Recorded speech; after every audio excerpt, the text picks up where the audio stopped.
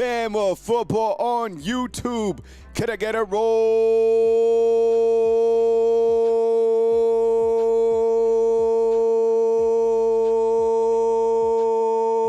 tide inside the comment box? What's going on? It is Tuesday. It is September 9th. We are going into week 3 of the college football season. I appreciate you guys so much for being here. Thank you so much. I really appreciate it. I can never, ever, ever tell you how much I appreciate each and every one of you for joining the show every single day, for watching the videos. I couldn't say thank you enough. And I never want to ever just let you know that I don't appreciate you. You know what I'm saying? So I'm going to say it until I'm in the dirt. I'm going to always say that I'm grateful for the opportunities and the small opportunities that I have, for the time that I have on this earth. Thank you very much, all right? So I hope that you're off to a good start. Thank you so much, and welcome to week 3 of the college football season. So I want to get to it. So we got the weather, courtesy of North Alabama Storm Chase, right? The temperature 78 for tailgate. You should see the weather out here in Tuscaloosa. It is absolutely beautiful. For game time, 86. Look, that's not bad for 11. But the fourth quarter could get a little steamy. 92 degrees out here in Alabama. So we'll see. 11 a.m. kickoff, I'm not mad about it. The team is already practicing every single day, so they're used to it. I'm not mad about the time. Today on the show, we will discuss the press conference from yesterday, right? We'll pause and play them like we do. I'll talk to you in the morning in the first section about the strength and weaknesses of the team. I want to get some good dialogue there, and I'm going to take your guys' calls today. So get comfy. I hope you guys are somewhere where you could. Are you guys watching on your phone? I was looking at the analytics in the evening shows. A lot of people are starting to watch on the TV, right? You could just go to the TV and just type in Bama football YouTube. It comes up. Anybody got an 80-inch? All right, this is the raffle. We need more people in the raffle. $10 to get in, up to 3 opportunities. Bama_YouTube, Cash at Bama YouTube. We'll spin it hopefully at some point in time. All right. And it's any jersey that you want. There's a lot of jerseys you could get. Don't you want to rock a jersey? Oh, shoot. Today is Taco Tuesday. That sounds really good. All right. In the news. All right. In the news. Did you see Will Riker last night? 59 yards. Right? So it ended the last 2 games, right? We had the Ravens and the Bills, which was absolutely crazy. And then last night's game, I have no idea how the Vikings were able to win this game. Did anybody watch this game, Monday Night Football? Will Riker comes in. This wasn't the game winner, and I know the final score was 27-24, but Will Riker comes in. This guy, I'll never forget it, man. I miss him, right? I miss Will. I miss Nick, right? See, Dano's with me inside the comment box. He's like, because Will Riker, remember he got married the second he got here? And he had a house and stuff like that? Man. But they've changed the footballs, I guess. Have you seen this? They've changed the footballs to where they're a little bit bigger when they kick field goals. So now you're going to see, I think that you'll start to see 70-yard field goals. 75. Kate and my son thought it was absolutely crazy that I said that. I don't know. I think you're going to see longer and longer field goals, right? So getting back to our sleeper picks, okay? As you know, this video is sponsored by Sleeper. Okay, so download the app and use the promo code RTR, right? Get a $100 match, 100% match, up to $100, all right? Download the app, use it for fantasy football, make your picks over, under. And I'll go full screen because we made some picks last night. Justin Jefferson, he did catch a touchdown, all right? But DeAndre Swift, he had 9 yards receiving, all right? And then this was interesting because Caleb Williams was absolutely cooking last night. He was less than 217 yards. But I'll tell you what, the Bears are better than they were last year. So if you're a Bears fan out there, I think the Bears are a better football team collectively. And Caleb Williams, he was impressive last night. So I remember this video is sponsored by Sleeper. I use the promo code RTR when you download the app. Get a 100% match up to $100. Terms and conditions apply. Available in 25 states. Go get your Sleeper on. All right.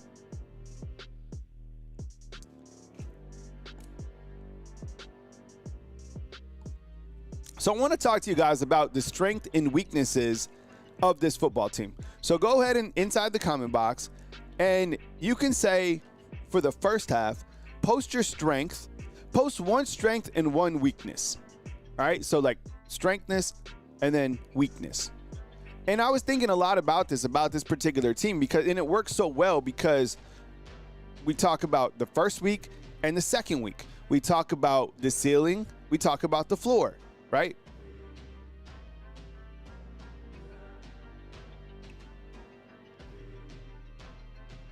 And I don't know if that first game was the floor. I don't know if this last game was the ceiling. I don't know if the team's somewhere in between. You know what I'm saying? It's crazy to think that ceiling and floor, and you're like, well, where is this team? I don't know. I posted on our Facebook channel. I was like, yo, what does the schedule look like? How many games they're winning? Like everyone's just focus on Wisconsin. That's probably the best thing to do, right? So I was thinking about this and I came up with the strengths and weaknesses. This is my own personal take. Do you agree with this? Yes or no? All right. I'll start on the right. I'll start on the left with the strengths. Okay. Eric Blue, you should 100% go to the game, bro. 100%.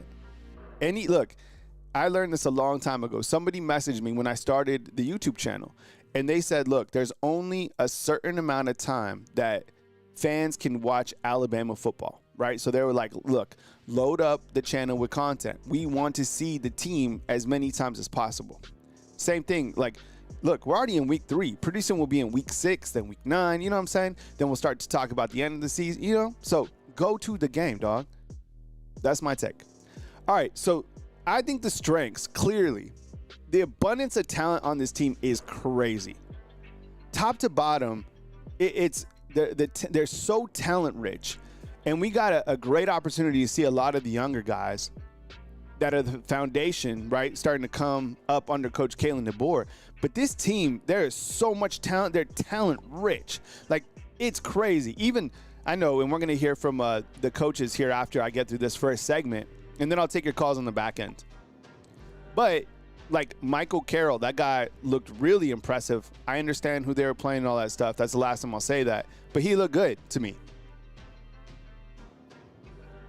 You look at Lazier Brooks. You look at Dejon Lee. You look at Keelan Russell. You look at all the freshmen, right?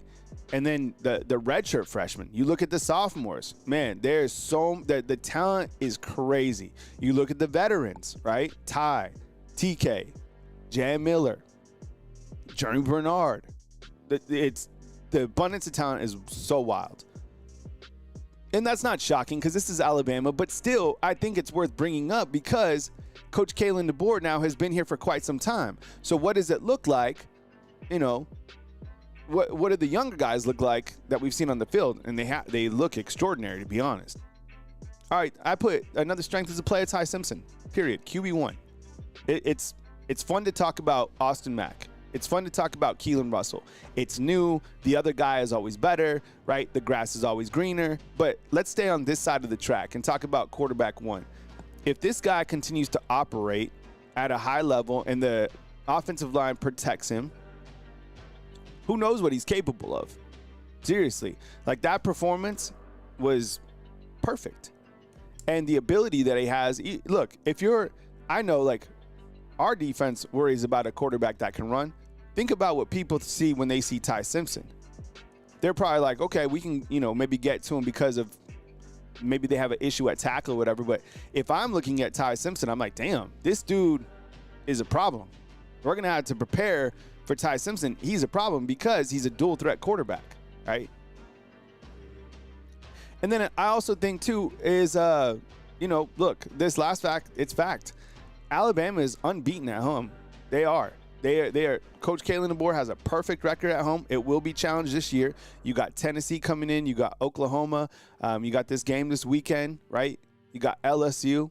There's some guys coming to town, but Coach Kalen DeBoer gets the best out of his guys at Bryant-Denny Stadium. It's been honestly, when is the last time that Alabama was beaten at home? Do we have to rewind all the way to the Texas game? Is that the last time? So can someone help me out with two things? Number one, when was the last time that Alabama was beaten at home? And what is Alabama's home winning streak right now? It's not the most in the country, but you get what I'm saying. It's tough to win at Bryant-Denny Stadium, period. Andrew, I'll put the call-in line number up here in a little while, like a few minutes before I'm going to take calls. This is the number, 205-850-1994.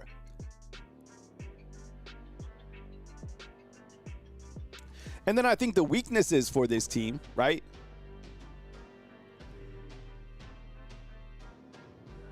I think the weaknesses for this team, the run defense. Did you know this, that they are ranked 102 in the nation after 2 games on run defense in the nation?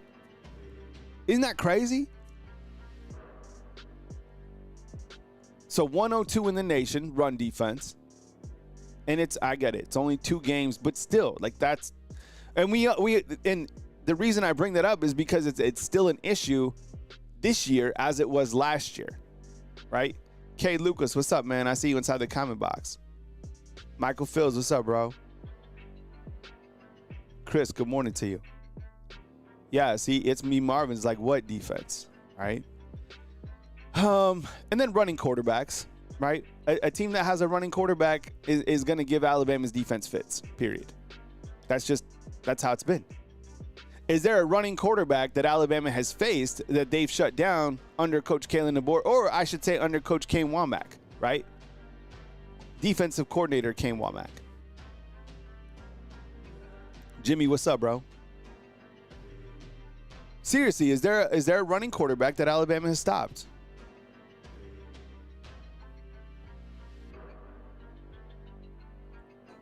And then the last point here at the bottom right is playing on the road. These are all facts, right? This stat is so alarming to me. They are 2-5 under Coach Kalen DeBoer on the road. Isn't that wild? Like, that's crazy to me. Undefeated at home, 2-5 on the road. And the rest of the road games are scary to me. Oh, okay. Jarvis brings up Sellers last year. Okay, yeah, good point. You know I like Sellers.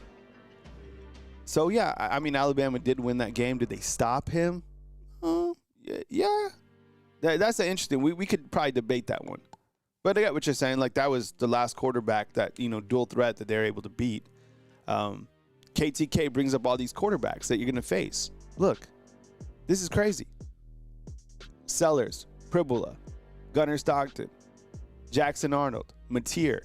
You didn't even mention Nussmeier, right? And, well, he's not a running quarterback, but that's just another quarterback added on to who you're already going to face.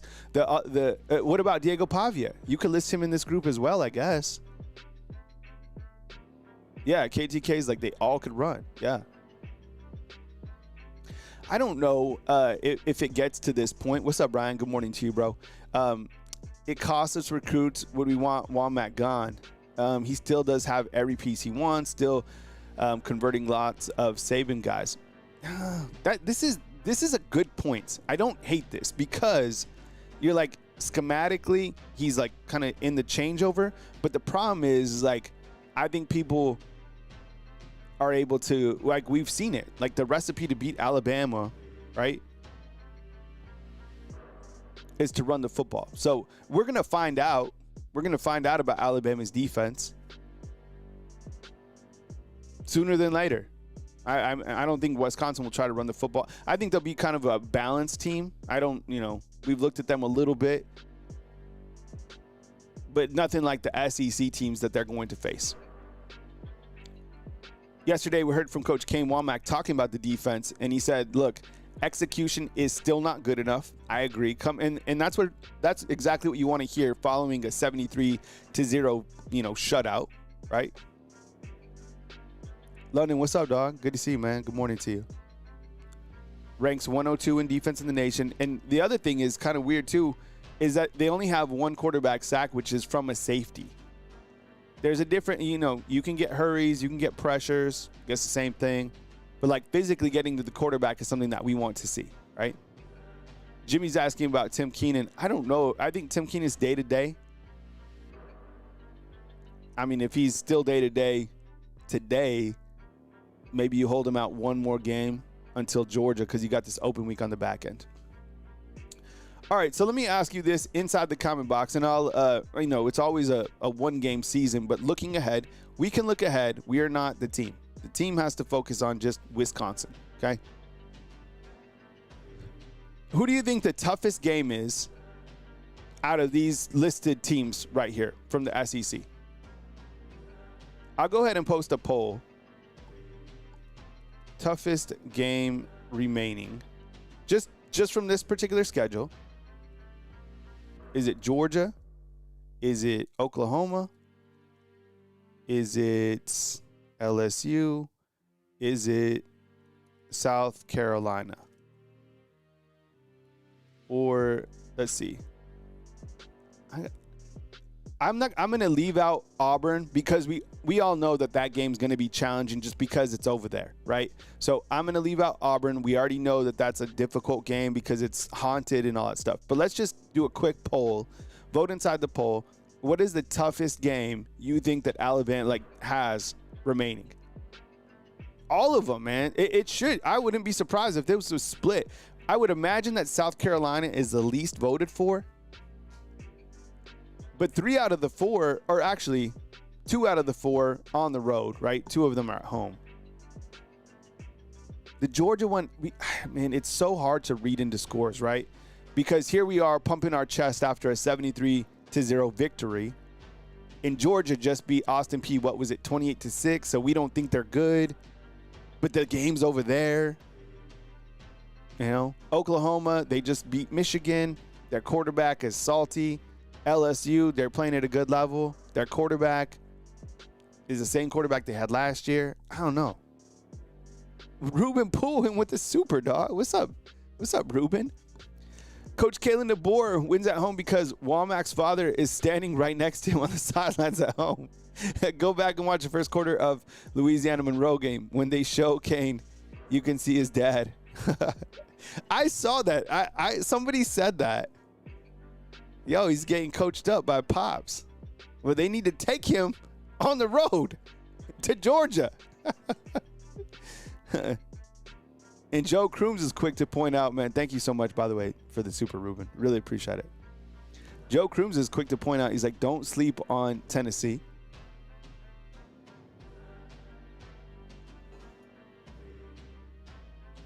Jordan, what's up, man? Jordan says South Carolina being the least voted is for exactly why that's the hardest. And the game's over there. And you know what, Jordan? It's a flex game, meaning that game will probably be at night, right? So you get like a 6:30 game or something like that in Columbia.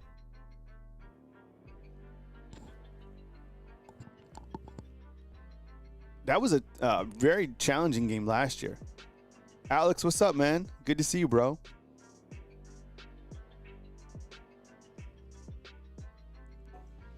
Hey, thanks, Ruben. I appreciate it. Right? Kendrick, can we figure out how to get Papa Womack on the road? Nicole says South Carolina, Oklahoma. Let's see what the poll says. So we have 69 votes so far. Please vote inside the poll if you're watching the program. I say toughest game remaining. You got Georgia on the road, Oklahoma, LSU, South Carolina. Isn't that damn? And we didn't even list Tennessee. We didn't even list Auburn. We didn't list going to Missouri on the road, right? It's a hard schedule. JTL's like, South Carolina's not good this year.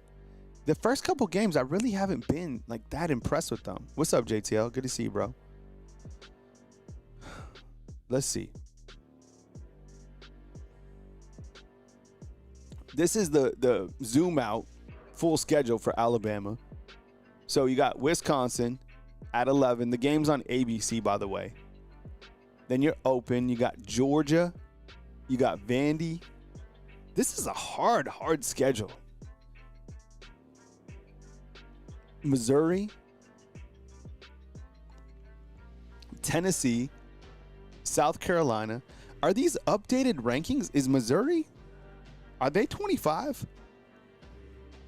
They must be because Auburn. Look how many ranked teams you're. Look at this. This is crazy. 1 ranked game, 2 ranked games, 3, 4, 5, 6, 7. 7 ranked games remaining. That is crazy. And we can't sleep on. You know what? I kind of look to this Missouri game right here as like the game against Vandy last year, right? Everyone's like, man, don't worry about Missouri. Their coach is kind of dorky, all this stuff. But you go on the road, and then who knows? They get you in some sort of time of possession bear hold or something like that. You know, I don't know. Vanderbilt, can't trust them. This little stretch right here, oh, man. Anyways, it's a hard schedule. But, look, there's a lot of confidence. Again, our computer, ChatGPT, has Alabama rolling. Right? Now, it was 98% confident that Alabama beat Louisiana Monroe, 85% against Wisconsin, where Alabama opens up as a 20-point favorite, right? Georgia, that one is almost at 50%, but it says that could be a loss. Vandy, 97%. Wow, that's high percentage, ChatGPT. Missouri, high percentage. Tennessee, high percentage. South Carolina, a little bit lower. LSU, Oklahoma, coin flip. So, I don't know. But the thing is, looking at this schedule, the one thing about it is no matter how many games Alabama wins or no matter how many games Alabama loses, this schedule is what they'll be looked at, right, in terms of like the playoffs.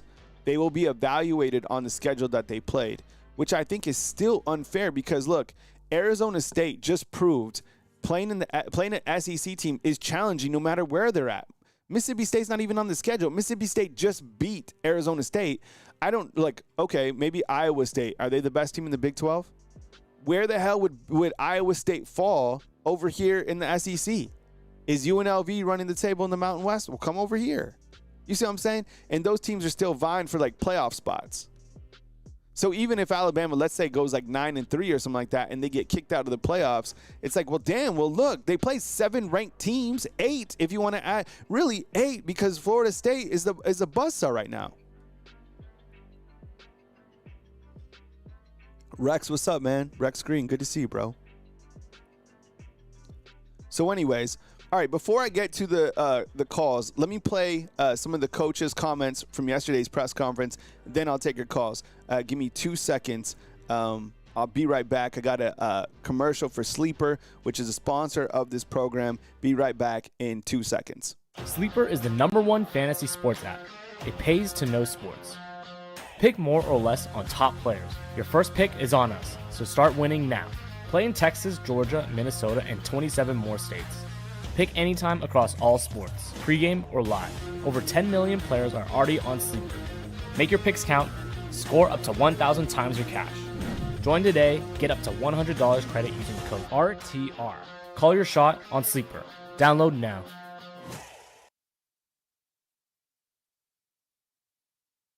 All right, fam, we're back. We got Coach Kalen DeBoer. I cut out his opening press conference. We'll zoom through these. I got Coach Kalen DeBoer, Ryan Grubb, Kane Womack, and then I got a little bit of Luke Fickell. We'll cruise through a couple of these, but let's hear him. I've boosted the audio. I know a lot of the feedback that I get on some of these press conferences is that the audio is really low. I get it. He's a little bit monotone for a head coach, but I've boosted the audio. Make sure you let me know inside the comment box if you can hear it properly. The reporters do have microphones in this particular media room, so you should be able to hear the reporters' questions. If I find something that I want to elaborate on, I'll pause it and I'll add a little bit of context to it. But let's start off with Coach Kalen DeBoer yesterday after the victory over Louisiana Monroe, headed into week 3. Yeah, Coach, with you guys playing Austin in the second quarter for a series, it sounds like that's something you guys did at Fresno with Jake Haener. Just how did you see Jake respond to that, and maybe how are you hoping Ty does the same thing? Yeah, it's something I've done a number of times over the years, going way back, but that's one of the more recent ones. And so, Jake bowed up.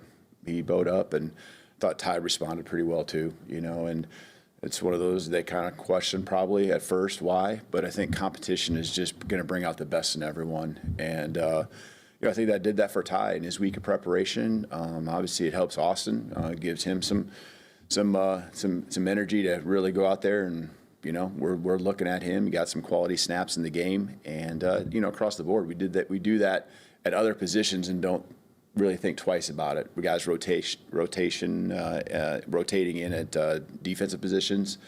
We do that at the offensive line. Receiver personnel groupings. We're doing a lot of that. So again, competition. Helping bring out the best, and that's what Jake did, and I think that's what Ty did here this last week. So I guess my question to you, like I posted inside the comment box, was number one, is the audio okay? Can you hear it? Because I know during the press conferences when they play them, everything is super low, and I know as a viewer that is, it's frustrating. I'm huge on audio. Audio has to be the biggest thing, otherwise the viewer checks out, right? Did you feel that they took Ty out too early? I don't know. I kind of go back and forth on this. They were up 28-0. Somebody said that Ty Simpson was like animated or upset when they took him out. Look, they wanted to. This was a game where you had an opportunity to get other guys opportunities, right? You put in Austin, and it kind of worked out perfectly because I felt that all the guys got enough opportunities to get work, get reps, be good in terms of hey, I'm playing, because let's face it, that keeps people happy. So they had to do it. To be honest, now that I think about it, I probably don't have an issue with it, but I know people were thinking about it in terms of taking him out too early. They were up 28-0 at that point in time. We good on the audio? Give me a thumbs up. We continue with Coach Kalen DeBoer. Wanted to ask you about Lasser Brooks' play against ULM and just down the road, if he continues to emerge, would that compel you guys to maybe play Ryan a little bit more on the outside when he comes back like he was last year? Yeah, I think that's certainly a really a valid question, and a thought process that we're going to continue to go through. Lottie's built up a lot of momentum. When I say Lottie, Latsier built up a lot of momentum here in the last 3 weeks to 4 weeks. He had a nice spring ball and made some plays on Saturday. And so, got some confidence in him. He made guys miss. He made big catches on third down. In the first game, he played with some aggression on some special teams plays that we were hoping for. And he came through. As far as how it affects everything, it adds him to the mix, which then moves people around. Doesn't mean you have to play everyone, in the same spot the whole game. I think Jern can play inside and outside. I think Ryan can play inside and outside. And so, we just got to always continue to be evaluating that throughout the season. And, different dynamics will change too that maybe are unknown right now, fortunate or unfortunate. So, Ryan's got that versatility. He's taken a number of snaps inside, but we know what he can do outside too. And so he made a lot of nice plays, as we all know, on the outside. So I thought Isaiah, Germ, I thought they did some nice things too. Rico did his thing both inside and outside. So, we got a lot of versatility with the guys. We just got to continue to hone in on how it all fits together. Yeah, I think that's just it. I mean, a lot of these guys are interchangeable, whether they're on the outside, whether at the slot position. I know one of the big topics after week one was that Ryan Williams, at least what people thought, he wasn't cut out for the slot position. There was some drops. It looked like he maybe had some alligator arms, whatever. So I think the coaches will figure out where to best use Ryan Williams. And I continue to say this, I know this kid got a lot of criticism. And when you're out there, when you're a big target, a celebrity, you're going to get criticism. Players just have to get used to it. They have to be able to block it out. They have to understand that if they're going to take a teddy bear with them, people are going to call them out. That's what the players of the NFL, you've seen them walk into the games. Those dudes wear they're crazy. Some of the stuff that they wear, right? And they don't really give a you-know-what because they're pros, so they're just going to have to get used to that. But your on-the-field play certainly matters, and I think that do not sell on Ryan Williams. He has playmaking ability. I'm sure they're going to figure out how to get him the ball. Jeremy Bernard is maybe a guy that you can move around. He's got a lot of versatility. He's kind of beefed up type wide receiver. Isaiah Horton, I think you keep him on the outside. Lazier Brooks, it's going to be hard to see him on the sidelines, right? You got to get him in. Plain and simple. He reminded me of Waddle. He wore the same jersey number. There's a lot of different receivers on this team, but Lazier Brooks clearly is a guy that needs to eat and is a guy that can produce. And let's not forget about Cole Adams. You put him on the field, that guy just generates yardage. So don't sleep on Cole, and still waiting for opportunities of like Jalen Mbakwe, maybe a Jalen Hell, some other guys, maybe not mentioned. We continue. Second row on the left. You had said last week that JM could possibly play against Wisconsin. Just how is he progressing along, and also Ryan Williams and Jamarian Latham? Yeah, we got a number of guys that are day-to-day, and he would certainly be one of them. We're optimistic that there could be a chance. I really don't think we'll know until we get in later in the week. You saw him in pregame. He was out there doing some things aggressively, trying to continue to push forward. You can see that with Jam. He's chomping at the bit. And we just got to make sure we're making a smart decision. But that will be left up to our training staff and our doctors, and also how Jam feels. And so he's making a lot of progress. I mean, I ask right here, do you think Jam Miller should play? Clearly, that's a decision for the trainers. They would not put him out, any of these guys, if they're not 100%. I know he was dressed out on the sidelines. Look, if he's 100%, I guess you do play him, right? And you give him some opportunities and you kind of let him get his feet wet. So let's look at this two ways. If you don't play Jam Miller, his first game of the season is against Georgia, right? Georgia already knows what Jam Miller's about. A couple years ago, Jam has played them twice, now that I think about the SEC title game and then last year. So they know about Jam Miller. But maybe give him some rhythm. If he's good to go, then play him. But right now, Kevin Riley, it's hard to take off a guy that has rhythm. And that's the problem that I kind of have with a running back by committee, is you don't let running backs, in my opinion, vibe off rhythm. Like when they're feeling it, keep feeding them. And if they get hot and they have like a 20-yard run and then you take them off, running backs, in my opinion, are much easier to get hot and cold. Whereas if you just keep feeding the guy, they get hot, right? So Kevin Riley, tough to take off, and then my goodness, even A.K. Deere in the run that he had, he looked pretty impressive. I'm telling you, the abundance of talent is crazy. We continue.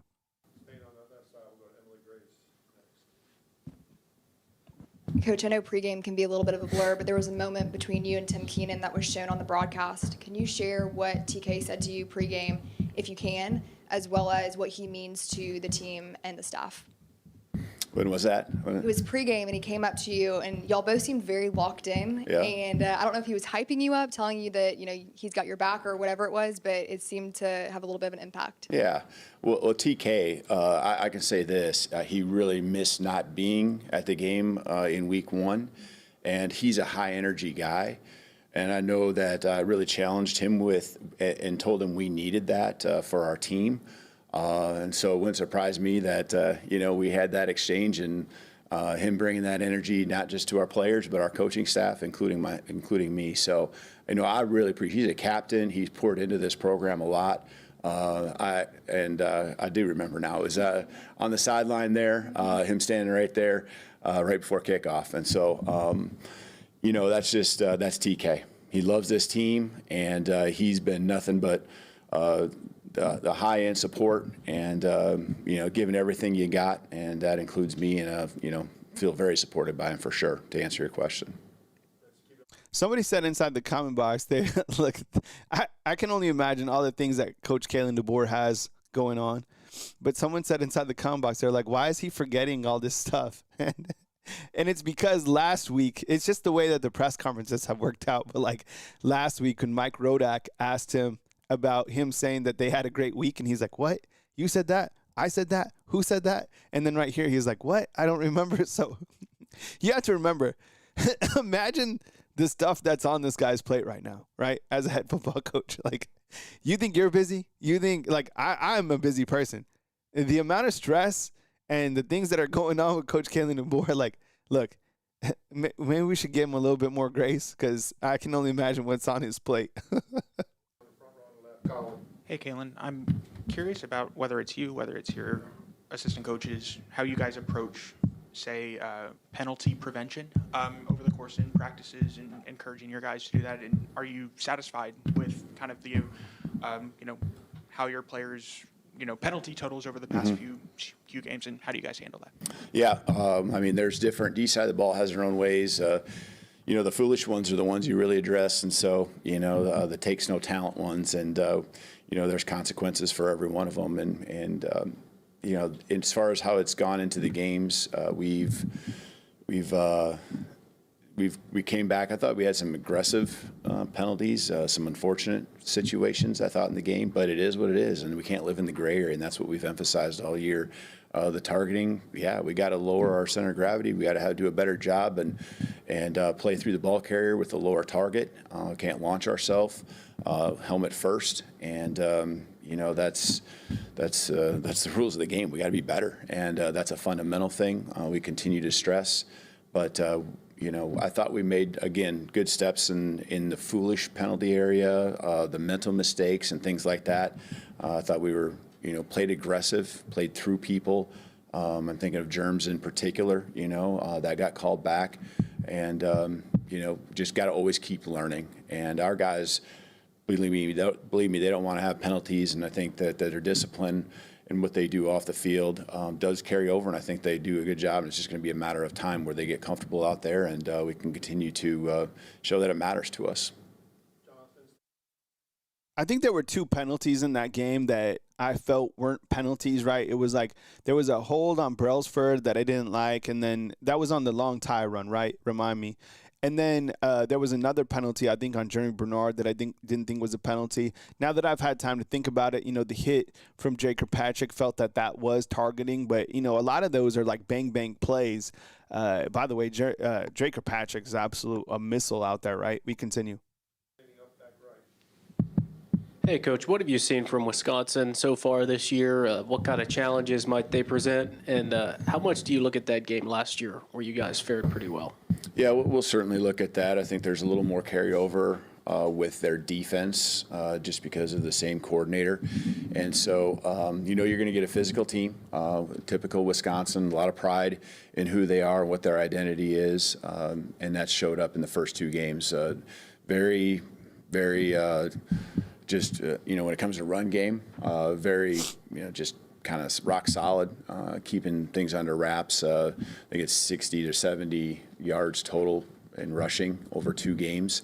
They do what they do, and they're going to do it with great technique in all ways. And, balanced offense, I think, with the run game really setting up the play action, the shots, you're going to try to get your free access throws, get the ball out to receivers when you have to load the box. And so, there's some great fundamental things that they do, and we got to match the physicality with great effort, do a good job of getting ball carriers down, getting them into situations. I think just the name of the game would always be to put teams in down and distances they don't want to be in, make them uncomfortable, and you can pin your ears back and get after the quarterback.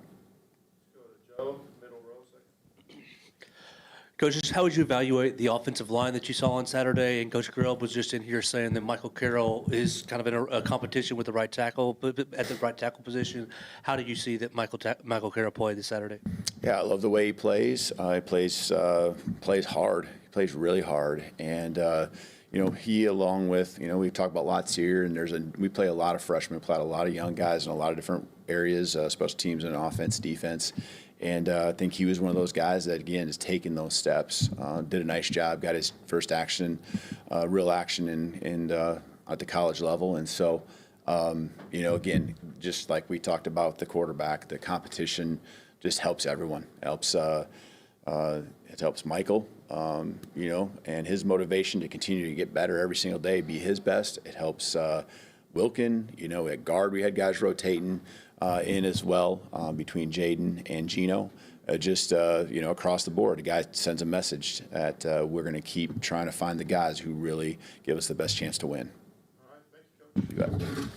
I think with that, before Coach Kalen bounces out, look, I think there clearly is a competition at the tackle position. I love to hear it. Michael Carroll, I thought, in the opportunities that he had, played really well. That is one particular area I've spoken about is the offensive line. I don't know how good that group is.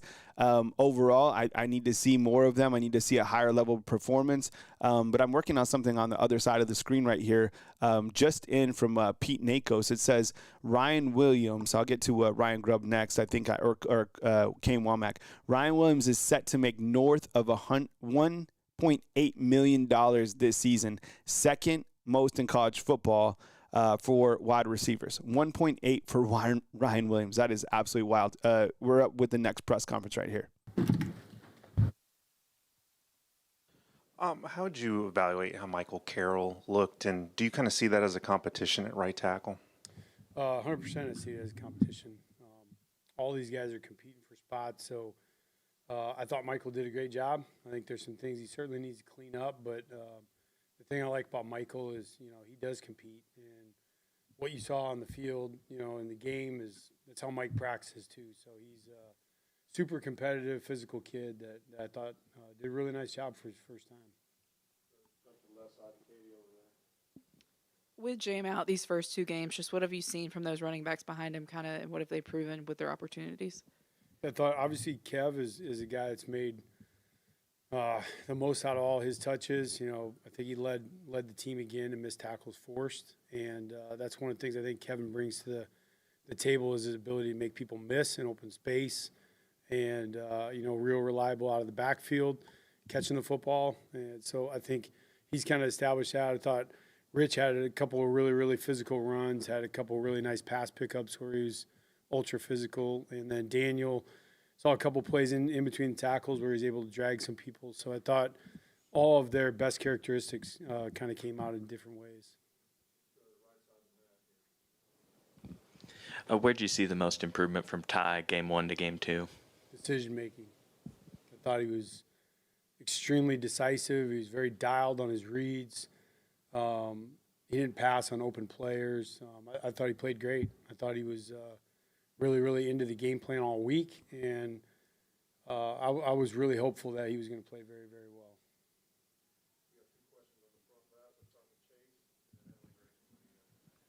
Wisconsin's defense has been outstanding these first two games. I think they're giving up about 30 yards a game on the ground, and I think they've only given up one touchdown. What do you see from them schematically and also just what they do well in general?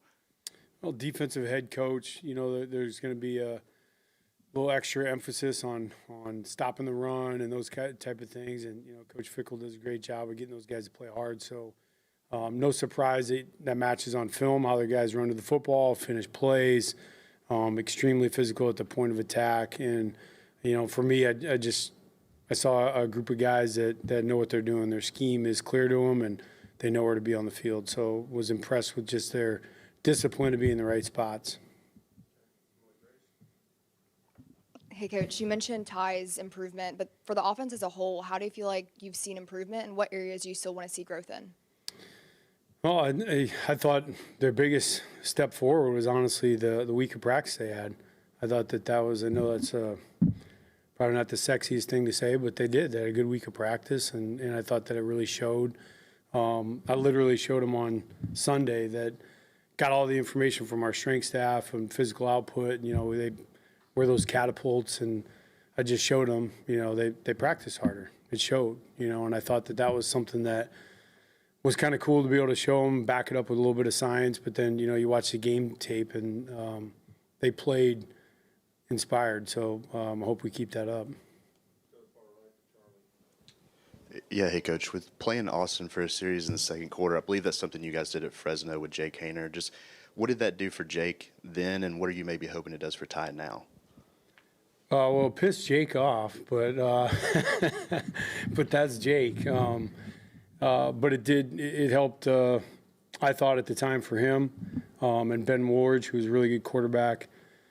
I thought it kind of got him locked into, remembering all the things they needed to do and be clean on his preparation and prove that he's the guy, all those kind of things. And a little bit different scenario then, but that certainly was a story that I shared with Ty. And, I thought in the right way, Ty handled it the right way and just, attacked it and just kind of dug in and, focused more on himself, which is the toughest part about playing quarterback is not letting outside influences, whether it's another quarterback, somebody from outside the program, affect the way you prepare. And I thought Ty was elite at that last week. He just dove into the preparation and did a great job.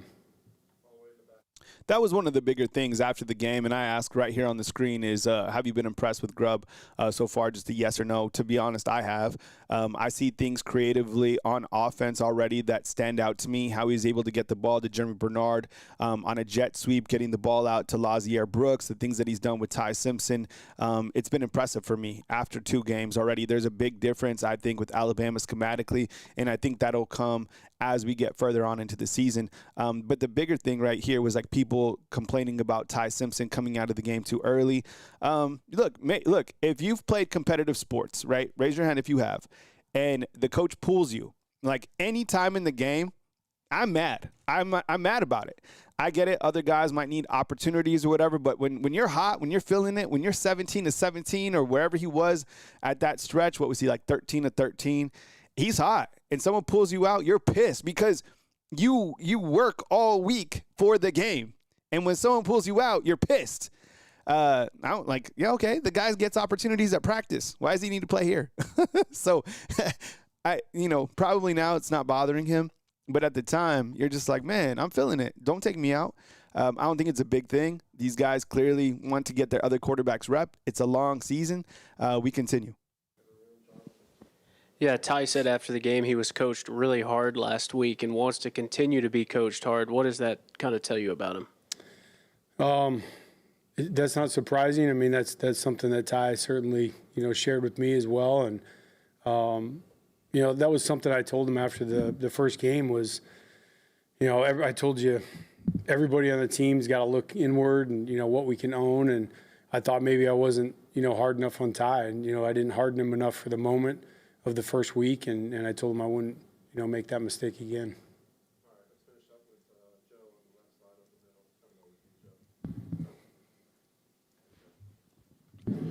Coach Jaden Roberts getting his first action of the season. What did you see out of him, and how's he coming along post-concussion protocol and getting back into the flow of things?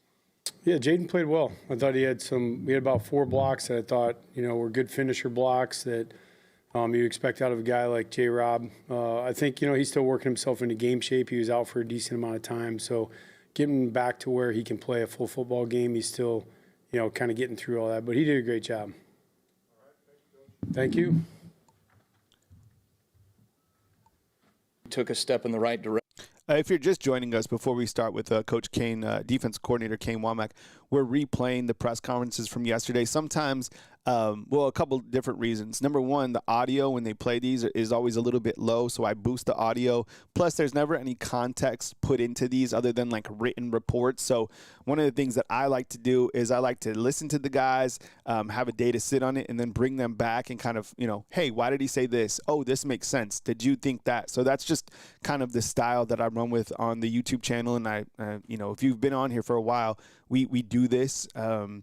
And then after we have defensive coordinator Kane Womack, this isn't much longer. We have just a couple questions from Luke Fickell that I pulled from Wisconsin yesterday, and then I'll take your calls on the back end. So just a little heads up in case you're just joining us. You can dip in, dip out. If you're listening on the rewatch, I appreciate you guys. Thank you very much for everybody inside the comment box. And remember, I always say, if you have a difference of opinion with me, that's perfectly fine. Put it inside the comment box. I would never hold that against you. So just come with it. Be yourself. It's your show. That's what makes the channel so great. We continue with defensive coordinator Kane Womack. I still think our execution is not good enough. We've got to continue to work and push there. We've put some things on tape that we're going to have to answer for as the season goes on and continues. We need to stay uncomfortable as a defense. That is my job to make sure that we do that. I think our coaches have coached with a great edge. I think our players are playing with a great edge from a standpoint of the way they prepared this past week, and it showed up on Saturday. But good teams improve, and you do that by moving and operating with purpose, and I think we need to continue to do that. Looking forward to a good opponent in Wisconsin, a team that we played last year. They look very different on offense in terms of some of the things they're doing schematically. Some of their personnel is the same. A number of guys are different, including the quarterback position. And so looking forward to squaring off with them on Saturday. But we've got to have a great week of preparation, and we need to make sure that we keep the focus on our players' ability to maximize their opportunity on Saturday. It always builds to Saturday, and we need to make sure we have a great week for that. What did you see from the interior defensive linemen who were working and taking Jeremiah Beaman snaps, and how is that looking going forward to replace him? Yeah, I think, I think you're seeing some good things from some younger players in Asai Faga and London Simmons. Both those guys did a good job. James Smith had a really good game. I think was a player of the game from a defensive line standpoint. Did a nice job for us in there as well. And so I think we've got some guys that are trending in the right direction. But good teams improve, and those guys need to continue to do that as we go, especially in the level of consistent execution. Coach, what do you feel like is preventing you guys from ending those quarterback pressures with a sack? Honestly, you've got to be able to have guys that can finish, and right now we're not doing that. We're not doing that well enough.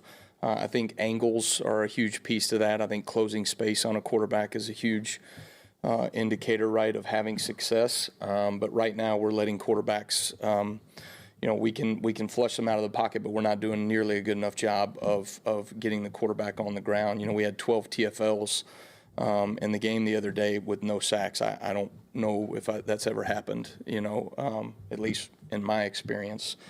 And so we got to do a better job. I've got to find a way to get the quarterback on the ground in terms of what we're doing schematically. And so I need to help our guys out in that regard. Hey, Kane, I'm curious, thinking back to that first drive, you saw, James Smith kind of show enthusiasm, Justin Jefferson kind of show enthusiasm. Did you see an increased kind of fire or vigor in terms of responses to big plays from whether it's on the field, sideline? Was kind of the energy up in that regard? Did you see? I thought our players met the standard of effort, physicality, passion that we've established here defensively, and that you have to play the game with defensively. And that's the standard. It's the expectation. And I thought we got them. They used as a point of emphasis. It was the thing that we did not show up well enough in the first game, and our guys did a good job of emphasizing that, and it showed up. But again, that's who we are as a defense. That's who we should be. And so the standard is a standard, and it was met this week when it was not in week one. Yeah, I mean, one of the biggest takeaways for me watching the defense, right there, I get it, who you played and all that stuff, but it seemed like they played hungry.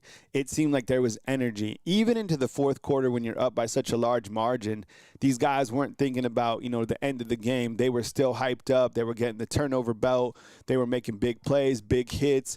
They just and look, a night game and 100,000 fans spill into that. That's why it's so important that you support your team. Like, home field advantage certainly matters. But they were going crazy the whole game. I loved it. The defense was going absolute crazy. I saw a lot of excitement. That was probably the biggest takeaway was just the energy from the defense. Coach, what did you see from the inside linebackers, particularly the two younger guys, Caden and QB? QB getting in on some turnovers. Yeah. QB was in on 2 takeaways defensively, which was great. We've made an emphasis of not just creating takeaways, but trying to score, and we had an opportunity to do that, but fell a little bit short there. So I think a tight end chased him down, so we kind of gave him a hard time on that one. I think one of the big emphases in the offseason is creating forced fumbles and punching at the ball, and QB did a really nice job of that. That last takeaway that we got, did a nice job of coming in there and punching the ball out. Those are things that we chart in practice every day, and he's a guy that continues to do those things in practice, and then it showed up on game day. So you always want to be able to reinforce your messages, right? And so when you can show guys, hey, he did this in practice, and then all of a sudden it showed up and he got production on game day, that's a good message. Just how do you view Drake Kirkpatrick's fit at safety as opposed to Husky, and is there a coaching point for his targeting hit there? Yeah, obviously, I think Dre did some good things at the safety position the other night. He's been doing that all spring. He's been doing that all fall camp.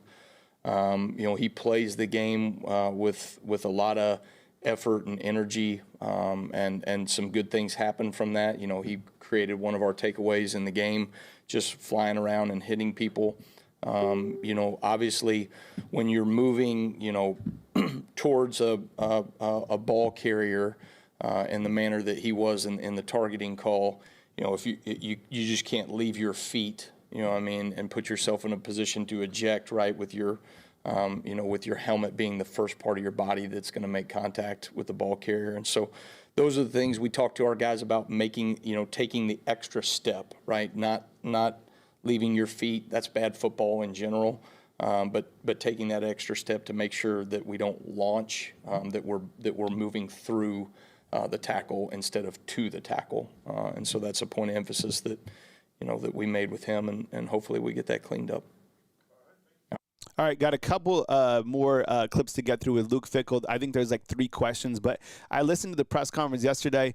Number one, their audio is fantastic, and I like listening to Luke Fickell. He's very animated. Last year, remember what he said? Does anybody remember what he said after the game between Alabama and Wisconsin? Remind you, the score was 42-10.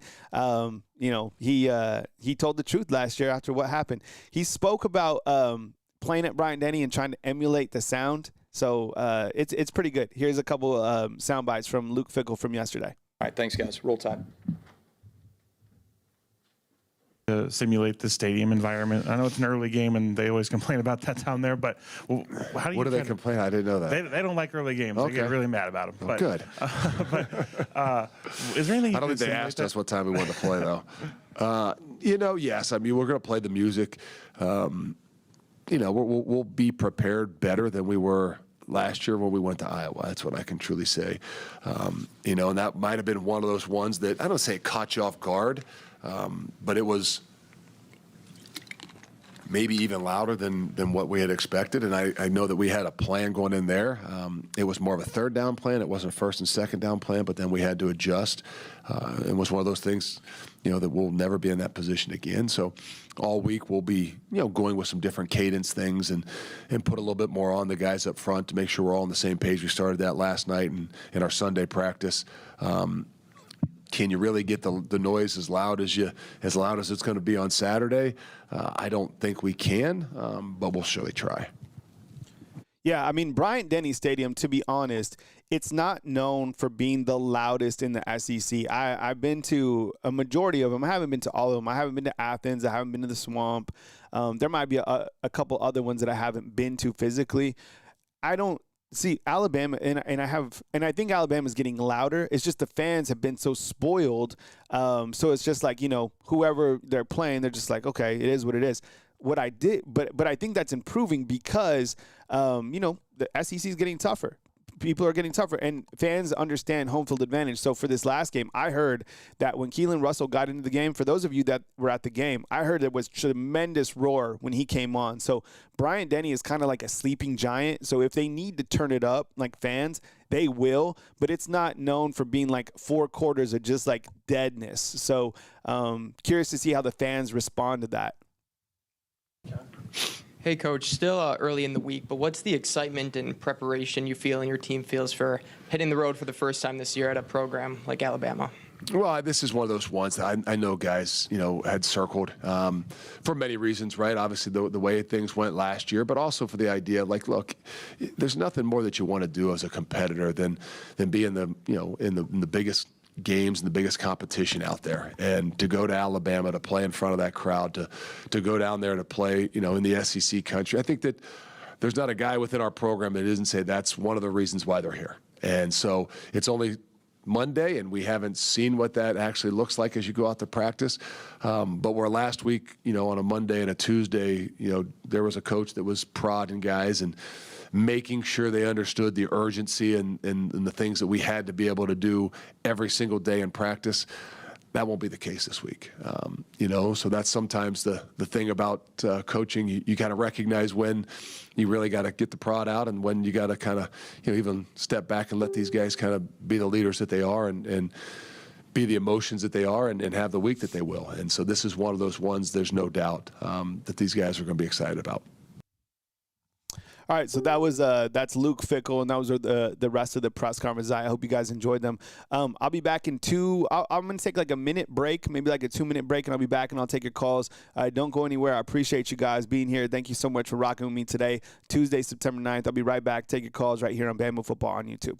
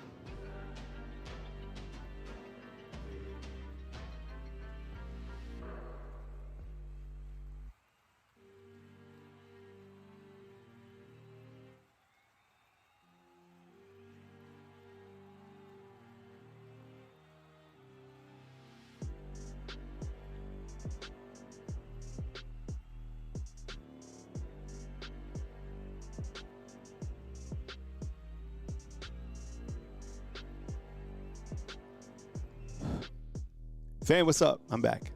You guys ready for some calls? All right. Remember, when you call into the show, know that there's probably somebody behind you, right? So, and they might be madder, or they might have somebody, that they want to say too. So just keep that in mind. All right. We got a 770 to lead us off. Let's do it. Hey, you're on the line with Kyle Henderson. Who am I on the line with, and where are you calling in from? I'm calling this from Georgia. I am from Stark Road, Georgia. I'm from Jackson, Georgia. So my name is Lucas. Lucas, what's up, man? Thanks for calling into the program. Go ahead, man. You're welcome. I got one question. Did you see the tunnel? It looked different. It was all gray, smoky gray, and with crimson when where the players walked out. And I saw that. I said, dang, that looked different. At least remember, it used to have all that. The pictures on the wall, and when the walkout, it looked different. It looked more darker on the inside, and instead of more lighter. In the tunnel when the players walked out. So I think that was cool. And I only got one more thing, and I want to tell one thing. This is key. I want to tell you, if Tim Kenny cannot go, we still out with the same people who we roll out with last weekend, but then do some changes.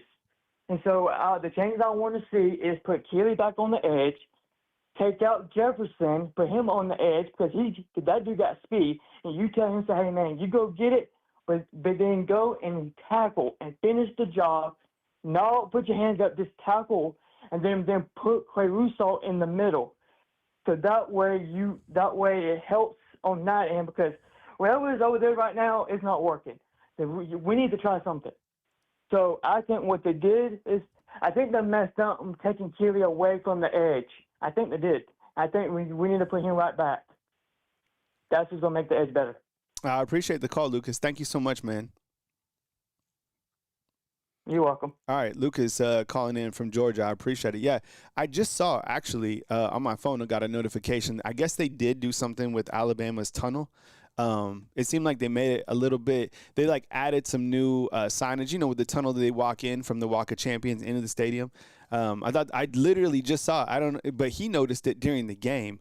I didn't notice it till just now when I saw it on my phone. The Walk of Champions is so cool when they go into the stadium. I still think that's I got to do it recently. I went to some speaking engagement and we walked through it. Super, super cool. Chris from New Jersey, let's do it. Chris, what's up, man? Welcome to the show. Go ahead. Hey, Kyle. Hey, Kyle, maybe you should you want to start calling me Positive Chris from New Jersey? Like, because I called in last week and I was trying to be positive. Oh, by the way, even some of my pals in the chat were giving me grief about being so positive. But anyway, so listen. I hate to go back to Saban all the time, although it's actually a pretty good thing. Is we just need to take this thing one game at a time. We can't be let's not talk about Georgia. Let's go. Let's get a nice win against Wisconsin. Let's see how Ty does. And then we'll have a long time that we can start talking about it for 2 weeks about Georgia. So, but first, let's Wisconsin now. A couple. I'm going to say positive. Keelan Russell is the future of Alabama football, and that guy, I'm not going to guarantee any Heisman's like I did for Milrow. That didn't work out, but I mean, wow, he looked special. And how is he not the quarterback number 2? I mean, I know these guys are loyal because the guy came from Washington, blah blah blah. I mean, you saw those passes, amazing. So, all right, that now also, I want to just say one, maybe a little negative. There's a reason why this situation's happening with not getting sacks and not getting, and dealing with the run, and it's Womack. So, all right, I'm going to try to keep it. Let me say, if this guy doesn't start dialing up the right defenses to get sacks and to stop the run, we need someone new. So, I'm keeping it positive. I think that this guy, well, obviously he got the wake-up call. He got a nice, beautiful shutout. Beautiful. So hats off to him. Shutting anybody out, I don't care if it's, Louisiana Monroe. Getting a shutout like that is a very difficult thing to do. They have good players on that team. So that was great. It was great to it felt like Saban era all over again. So now, but this guy better step up, Kyle, or Positive Chris will go by the wayside, and I'll call up belly aching about Womack again. And I'll be saying, where's Jeremy Pruitt? Hey, Kyle, you got a room over in your house Jeremy Pruitt can live in? You got can he live in your garage? Or? You could probably rent something out to Coach Pruitt if we needed to. Yeah. So look at the defensive roster. They have plenty of guys that can get to the quarterback. It's a scheme. You got to scheme it. I implore everybody, watch like LT. There's an LT talking about Belichick when he was like a nobody and he didn't know who he was. And LT was like screaming that they made him the defensive coordinator. And then like 2 games in, he was like, this guy's a genius. He schemes up every single week. There's a new scheme.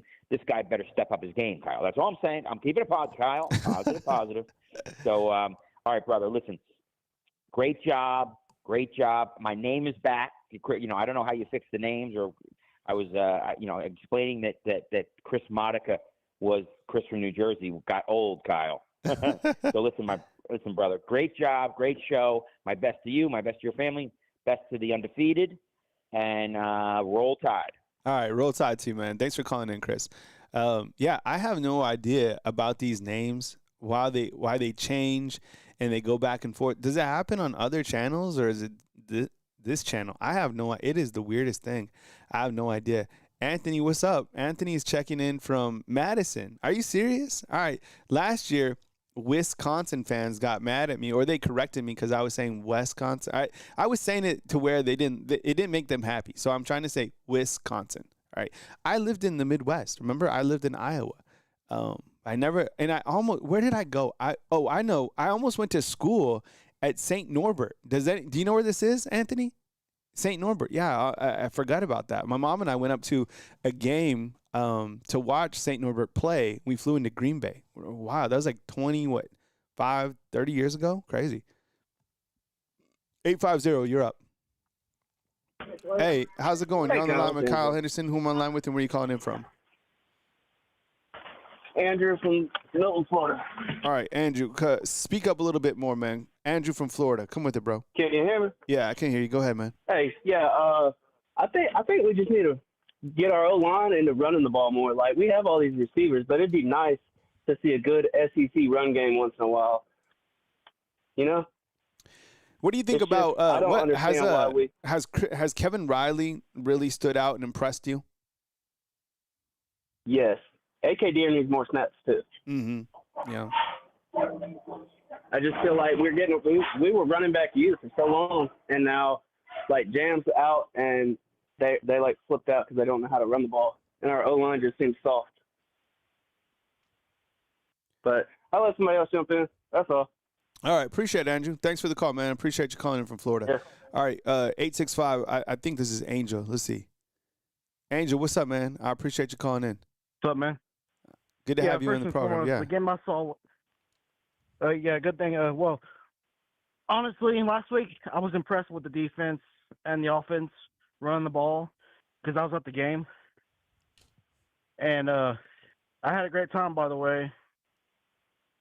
And I met an Alabama guy as well, an Alabama gal. So, hey, my night went pretty good after that. But honestly, Wisconsin, I could see this game being a close game at first, like the first two quarters. Because if TK is not playing, then there's going to be some problems. Because he leads that defense along with LT Overton. I'm a little bit scared, though, with the Wisconsin defense, though. It's going to be a good test for this team because last year wasn't it, and they got lucky last year that Tyler Van Dyke got hurt. Just saying, because they probably would have cooked Alabama last year. And same thing with their quarterback again this year. He's hurt again, a different guy. But I think this is where the game where Luke Fickell stays his job or not, because Wisconsin fans, they don't like him. They want him fired, and I can really see this game be a close game, like the first two quarters. What's your thoughts on that, on their defense, and keep this game close or not? Yeah, I saw that. I noticed that I think they're ranked third on rush defense right now in the country. Although they haven't played anybody like Alabama. I would imagine that Wisconsin's defense is a little bit of a step up clearly from what we've seen, but I don't know. I'm starting to feel that Alabama blows the table off these guys. I asked inside the comment box if they'll win by more than 20. 69% feel yes. I'm starting to I jumped back on the hype train and from that game that we saw. So I think they play more inspired. I think everybody's going to have such an issue with Alabama's offense, going forward. And I think that'll be kind of the difference in this game. But I need to see them play. So I want to be realistic. But I think that I watched this Wisconsin play yesterday, and I wasn't overly impressed with them, just in my opinion. Yeah, well, all I can say is that this game will probably be close, and my score prediction is probably going to be 45-20. Because that's how I see this game right now. Because Wisconsin's they're a pretty good team, but this is going to save Luke Fickell's job if he beats Alabama. Because if not, he might be gone up this year. Yeah. He might be fired because they don't like him. They want him gone. But anyway, Carl, I know I got someone else on the line. All right, yeah, appreciate it, bro. I just want to come talk to you, get my thoughts. Hey, Angel, before you leave, bro, how did Tuscaloosa treat you? Did you have a good time over here? Oh, it was amazing, man. Good. I got this girl's digits as well, man. After that as well. All right. I'm living. Hey, we're still talking, man. Hey, I'm good, man. Her buddy is the one that introduced me to her or whatever, and she was like, "Who's that guy right there at the game?" So she knows I'm from Tennessee, but like I'm the nicest guy you'll see in Tennessee. That's wearing red, not orange. Yeah, nobody likes wearing orange. But anyway, Kyle, roll time, man. Have a good day. All right, Love man. y'all undefeated. No doubt, man. See you, Angel. Roll Take it Tide. easy. You too. Oh, man. Angel, man. Angel got the little Riz up in Tennessee, right? Oh, man, that's hilarious. All right. Wow. Okay. 317, let's do it. Hey, you're on the line with Kyle Anderson. Who am I on the line with and where you calling in from? Hey, what's going on, Kyle? It's Marcus from St. Pete, man. Marcus, what's up, dog? Man, What's Angel's good, cracking me up, man, getting digits at the football game, dude. Hey, you know what? You miss 100% of the shots you don't take. 100%. And that's, look, if you're out there in like the world of like dating, that's like the old school way. There's like the dating apps. Don't do that. It's like the organic stuff seems to be, you know, the healthier report back. But Angel, we're happy for you, bro. Marcus from St. Pete, what's up, man? How you been? Come with it, bro. Good to have you on the program as always. Thanks, man. Thanks for taking my call, as always. First things first, man, this is just right out the gate. People are going to probably clap back at me for this, but I'm thankful for the win, but I wasn't impressed. That's what you're supposed to do against ULM. You're supposed to go out there and boat race those guys. You're supposed to. That's exactly what it's supposed to be. It's a tune-up game. That's exactly what it is. You pay a team $500,000 to come into your stadium to come play you. They're trying to punch above their weight class, and you stomp them back down and give them a check for their problems and tell them good day. That's exactly what's supposed to happen, man. And I'm going to be honest with you. If Bama goes out and beats Wisconsin, let's say it's the same score last year, 42-10, I'm still not going to be impressed. I don't want to put the cart before the horse. I'm worried about conference play. That's what I'm worried about. I'm worried about conference play because that is going to be probably that's the meat and potatoes of Alabama's dreams of if they can make it into go play for a conference title, even make it into the playoffs. I don't care about Wisconsin that much. We're over here. I called in before the FSU game and said, regardless if Alabama wins or loses or FSU wins or loses, they could still go out and win their conference, and that's true. Bama could still go out and win, but it's a difficult schedule to navigate. So first off, I just wasn't impressed, man. It's not to take anything away from. I loved the victory. It looked awesome, but I wasn't impressed. The second thing is I still feel that Brooks should be in the slot.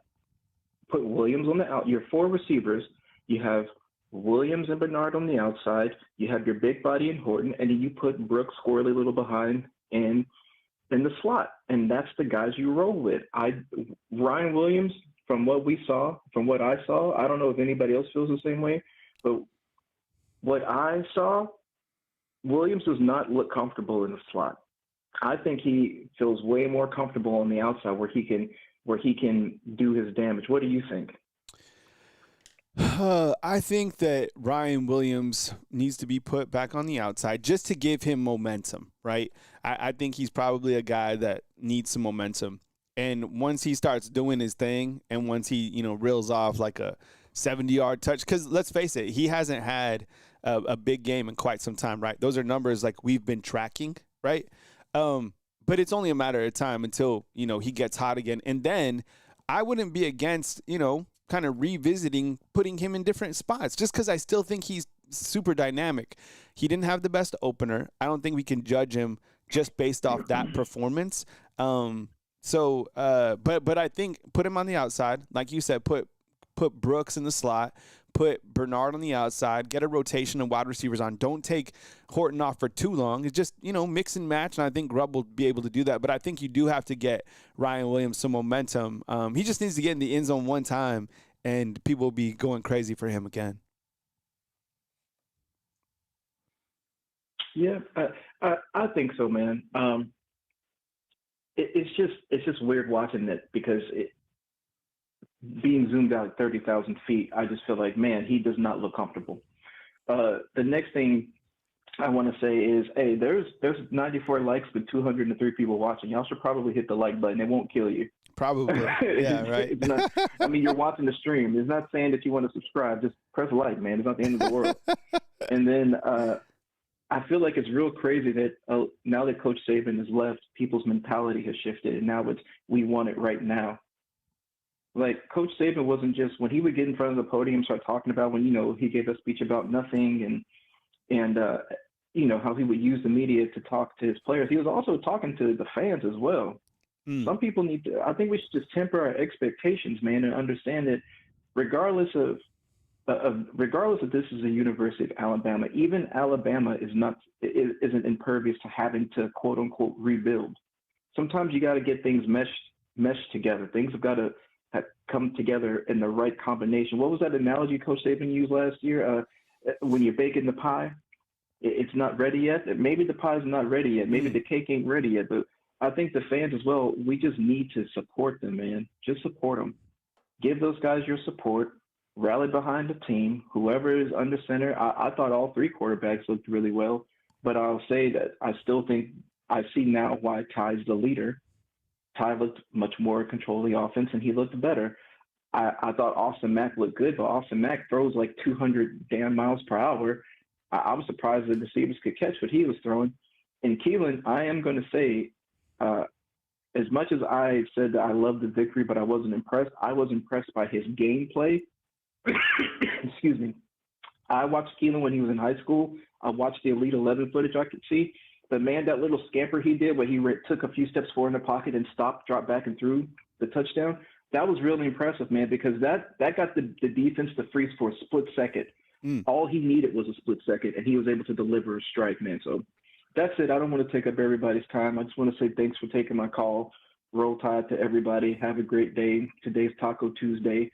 And, hey, let's see Alabama go out and win. And oh, real quick, you said what's the most challenging or most difficult schedule remaining or game remaining on the schedule? For my mind, it's just whatever the next game is. That's the most difficult game. That's the most challenging game. Because if you don't beat that team, then you might as well toss your hopes, dreams, and aspirations out the window. So the most difficult game left is the very next game that's going to be played. So that's Wisconsin. And after Wisconsin, the most difficult game is going to be Georgia, and so forth and so forth. Nonetheless, thanks for taking the call. Everybody have a great day. Roll Tide. All right, man. Take it easy. That's Marcus calling in from St. Pete's. All right, we got an 828 and then a 361 coming up next. Hey, I just noticed, man, you changed your avatar. What? Help me out with this show. This is a show. What is this from? Help me out. I like the avatar. All right, Max, tuning inside the comment box. Let's see. Sammy saying, yeah. That was he was talking about the great cake bake off, right? And when he said, like, if you keep looking into the oven, right, you know what I'm saying, it takes a long time, but the cake is baked when it's baked, right? All right, 828, let's do it. Hey, thanks for calling. You're on the line with Kyle Henderson. Who am I on the line with and where are you calling in from? Hey, what's up, Kyle? This is Rashay. I'm calling from Charlotte, North Carolina. What's up, Rashay? I appreciate you, man. Thanks for double dipping, man. I know you called last time, man. Thanks for calling from Charlotte. Yeah, hey, man, what's the what? Call. Yeah, no doubt. What's the water cooler talk around Bryce Young? That's crazy, dude. So me and some of the guys that I work with, we were talking about that yesterday. And this is what. So I'm not from Charlotte, but the guys that I work with, they are from Charlotte. Yeah. So they have so deep opinions. Me and one particular guy yesterday, they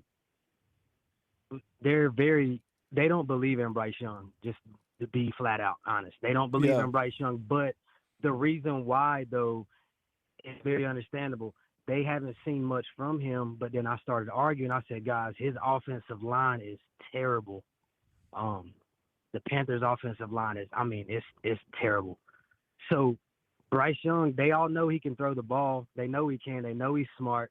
They know he's got all the, they know where he's from. They've seen him play. But they just don't believe in him. I hear a lot of people say here in Charlotte, they say he's too small. All he does is run around, kind of stuff like that. And I'm like, I get it, but give that man one or two guys on that out of five, to protect him. and he'll sling it around.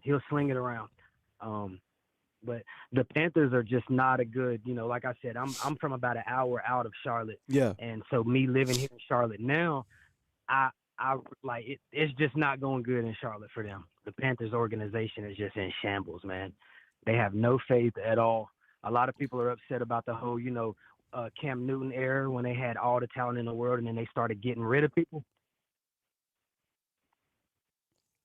All right, so turn in the I appreciate that, man. I was just wondering because I watched him too, man, and I'm like, my goodness, this guy. I mean, I get it. They got the wide receiver that they drafted in the first round. I think he's very talented, but other than that, the offensive line is terrible. It just, I feel for the dude because he started to play a little bit better on the back end of the year. But anyways, all right, turning the page to Alabama football. What's on your mind, Rashi? Go ahead, man. Yeah, so check this out. This is what I truly believe, and I'm sure I hear you talk about it a lot, and a lot of other people that call in talk about it. And I'm certain that we're going to roll. I'm certain we're going to roll down this schedule the rest of the year.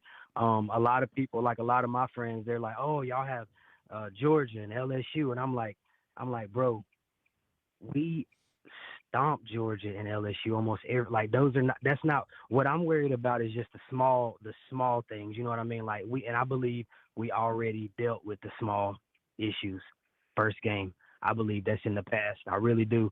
But I also believe the key piece to Alabama football right now is standing on the sideline. That's what I believe. And he wears number 96. I believe with Tim Keenan back in the lineup, it's a whole different ball club, especially on defense. And, most of the time people say, like, your linebackers, your quarterback. I do believe that, but I believe Tim Keenan is the quarterback to our defense. And when over the summer I was watching a lot of their training camps and all of this stuff, he's different, man. He moves the dummies different. He moves the sleds different. He's different than anybody that's playing on our D-line right now. So my point is, with Tim Keenan back, I believe it's going to be a whole different story on the defensive side of the ball. We do have some small other little hiccups on defense, but I believe in guys like Damani Jackson. He's going to step up. I believe, the guys are going to step up. I don't know if Lawson is 100% healthy. I don't think so. But you know how it is, man. As week after week, game after game, everybody just gets better. And I think that's what's going to happen. All right. I appreciate the call, Rashi. Thank you so much for chiming in, man. All right. Take it easy. Rashi calling in about an hour outside of Charlotte. We go at 361. We'll dive right into it. All right. Thanks for calling in. You're on the line with Kyle Henderson. Who am I on the line with and where are you calling in from? What's up, Kyle? This is Rory McElroy from Victoria, Texas. What's up, Rory? I appreciate it, man. Thanks for always getting inside the comment box. I appreciate it, man. Thanks for chiming in. Rory McElroy calling in from the golf course in Victoria, Texas, man. Come with it. I wish I would. Me too. Man, I just can't believe some of the haters, dude. I believe Alabama's going to pull off 11-1 now, and just hoping they get another shot at Florida State. And I want to know if is Ryan going this weekend? Yeah, the connection isn't the strongest. I'll give you like a couple seconds to fix it. Don't hold it against me. It's just the signal's not that strong. I would imagine Roy says that Alabama's going to go 11-1. He hopes to get another shot at Florida State, and he's asking me if Ryan Williams is good for this weekend. I would probably say, Coach said he's day to day. I think he's going to play this Saturday. Do you want to get it in one more time, Rory? Because the connection's not that strong. Say something else and then call back another time. All right. And I do think the same thing. I think TK is the key to the run defense. Yeah. Rashi was saying the same thing the last time. So clearly, with him, getting fired up with Coach Kalen DeBoer, and the clip that I actually liked yesterday, you're missing your captain. You're missing a dude that's 320 pounds, who's clearly the alpha of the defensive side. When he comes back, I don't know if that'll be against Wisconsin. I save him until Georgia. You get past Wisconsin, you maybe build up a little bit more depth, and then have Georgia fearing that Tim Keenan's coming back because that comes into your game plan. What else you got, Rory? Right. And one other thing, this past weekend, no matter who they're playing, It's been a long time since I've seen the defense headhunting like they were last weekend. Yeah. And they were flat out headhunting. And it seems to me when the offense clicks, the defense comes right in there and starts headhunting. Man, everybody was fired up about Dre Kirkpatrick, right, Junior? Man, Yep. Somebody said that he reminds him of Ronnie Harrison. I was thinking that he kind of reminds me of remember DeMarco Hellams? DeMarco Hellams brought the boom, right? That was one of the guys that I think he's maybe comparable to. I don't know, where he's going to continue to play for Alabama in the secondary. It doesn't matter to me. It's just that he plays with the high velocity. He's not afraid to hit. I think he's kind of one of those, apple doesn't fall far from the tree. I mean, his dad clearly, did his thing, and Dre Kirkpatrick. Dre Kirkpatrick's way better than Junior is way better than I thought he'd be. But anyways, I appreciate you calling in, Rory. Thanks for calling in from Victoria, man. Calling again. All right, man. Thank you. Yeah, no doubt. Yeah, Rory's always up in the comment box. We got a 405 and a 205 coming up next right here on Bama Football on YouTube. Did you also see this? This was crazy. I saw this yesterday. Remember Noel Devine? Right? Did you remember this highlight tape? That highlight tape was the best highlight tape that I ever seen, okay? I remember when highlight tapes were like coming out. I used to cut highlight tapes on the national scene when I worked for Student Sports, who runs the Elite 11. And I remember Noel Devine's tape was crazy. Well, Noel Devine Jr. is getting offers right now. And his highlight tape the crazy thing is his highlight tape's as crazy as his dad's, and he's still young. He was running all over. People couldn't take him down. Does anybody remember this? Noel Devine's highlight tape still goes hard. All right, 405. 405, what's up? You're on the line with Kyle Henderson. Who am I on the line with, and where are you calling in from? This is Black from Oklahoma City. What's up with it? What's up, dog? How you doing? What's your name?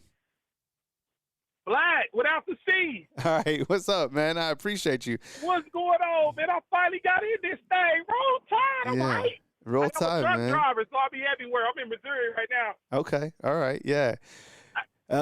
Man, so I love the energy. I'm glad you got in. Thanks for calling in. It's pretty much like open mic show today, so take it, man. Welcome on in. All right, first of all, man, I got to deal with that fake crimson I got down there. I deal with my buddies. They OU fans. And they killed us last year. Oh, my gosh, don't get me started. Hey, but listen, you had a caller that called in 2 calls ago talking about he wasn't impressed with the 73 and 0. What? What are you talking about? 17 for 17? 3 quarterbacks throwing 2 tons of people? Come on, stop, man. Stop. Hey, listen, I'm very impressed. First of all, I don't care who we play. You put 73-0 on somebody, you gotta be with it. Hey, I want Williams to stay in the slot. Stay in the slot. Why not? Stay in the slot. I'll take it. Try something new. I understand what they're trying to do. I understand they're trying to get the mismatch with the safeties and the guys. I get it. Stay in the slot. He just got to get tough, though. He got to understand he might have to take some hits in the SEC. I ain't even tripping. Listen, I want to talk about Clemson battling with Troy. What was that about? You got, Hunter Stockton battling. He's throwing 34 passes. Y'all supposed to be up by 50 against them. I'm not worried about Georgia. Wisconsin, of course we're going to beat them by 20. We had trouble with them in the beginning last year, but we know the reason for that. We ain't got to talk about it. What comes a better quarterback? Let's be honest. Let's just be honest. The offensive line, I think there was a new guy that got in this week. A dark-skinned guy, number 71. Who was that? Was he a freshman? You know what I'm talking about, Kyle? So the Michael Carroll got in. I believe he's number 64 at tackle. Yep. He looked good. Am I tripping? No, you're not, because even Ryan Grubb and Coach Kalen DeBoer were asked about Michael Carroll in terms of competition and what they saw from him. And Ryan Grubb specifically said, yeah, I think there is competition clearly between those guys at all positions. And I think that was one of the biggest things as you talk about Alabama's offensive line. I'm not sold on the line right now. I've been very open about that. But if Carroll wants to come and play, come and play and battle it out with Formby. Let's go. And that's how it's settled. So I think I would be happy if we see more Carroll. Maybe you rep those, you figure out how to get those guys opportunities and let them do it out on the field. But I still feel that was one of the weakest links, right? Even Caden Proctor. Look, Caden Proctor, you're in competition with whatever because you haven't played to the standard. We need you to play at a higher level, right? Like where we think, because I think that Caden Proctor, he could be like a top 10 guy. He hasn't even played like a second round guy yet. So exactly. Yeah, those are two areas that we're watching now. If those areas come together, Parker Brailsford's the best center in the country. Cam Dewberry is hands down, right. Down. Cam Dewberry is really good. Geno Vandermark, I think, is serviceable. Looks like Jaden Roberts is healthy. So you got the components there.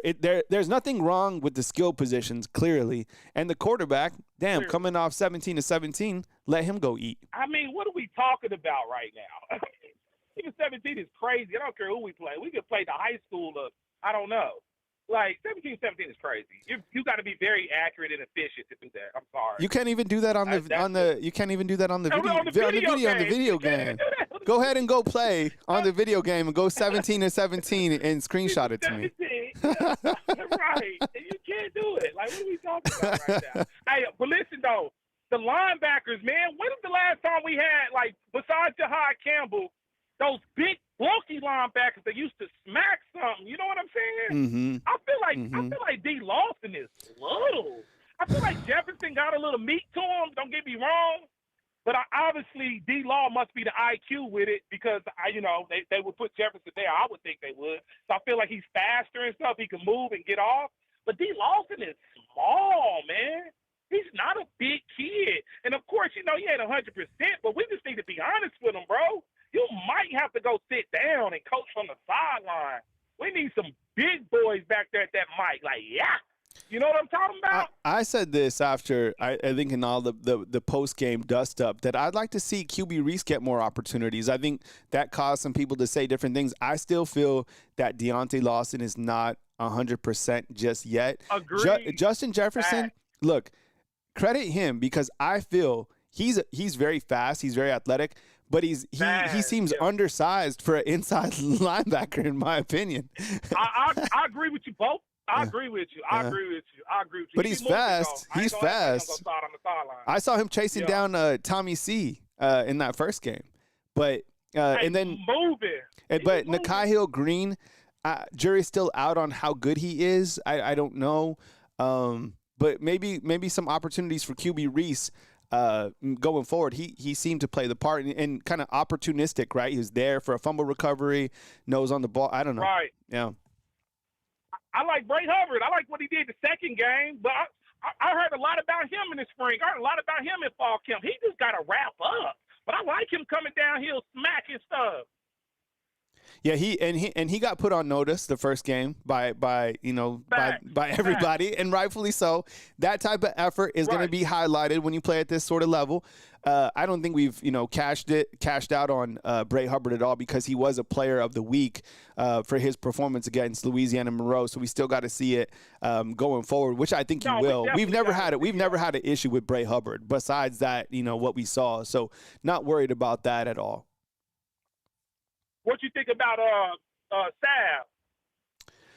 How he's doing this year? The one that came back from Michigan. Yeah. 3. Well, he number one. He has the only quarterback sack on the team. You know what? I say that I say that Keon Sabb, he's done his job. I think he's been pretty good. This last game I thought he played well. I saw him all over. What have you guys thought inside the comment box on Keon Sabb 3? I think he's been pretty good, to be honest. Okay. No, I just wanted to come in, man. I'm glad I got in, though, man. Yeah, I appreciate it. You having me, man. Thank you so much. Yeah, I appreciate you joining the show. Call in again next time. Be safe on the road, and thanks for calling in, man, from Oklahoma City going through Missouri, man. Yeah, roll tide, baby. All right, roll tide to you, man. See ya. All right. Yo. All right, he said that was black without the K, right? Calling on the road. Yeah, good call. A lot of energy. All right, we'll take the 504. Hey, thanks for calling in. You're on line with Kyle Henderson. Who am I on line with and where are you calling in from? Yeah, it's Michael from New Orleans. Michael, what's up, man? How you doing, bro? I'm good, man. Can't complain. Man, yeah, you know, I always like to talk about New Orleans because I haven't been there in a while. I love it. Things going okay in the Big Easy right now? Yeah, man. I just got back in town last night. I took my girl to Lake Tahoe for her birthday, so I was out there like the past like 4 or 5 days. So. Oh, nice. Yeah. Do you say Lake Powell? Lake Tahoe. You know, Lake Tahoe. Yeah, Nevada. border. Dang. I went to Lake Tahoe many years ago. I was blown away. If you haven't been to Lake Tahoe, pack your bags, go up there, try to do spend your savings, right? Did you have a good time on Lake Tahoe? Yeah, that was both me and my girlfriend's first time there. We loved it. I mean, the lake is 99.9% pure, so you could drink the water, the water's clear. Mm-hmm. I mean, there's mountains everywhere, so I mean, it's really beautiful. Yeah, no doubt. I couldn't believe how large the lake is too, right? It was much bigger.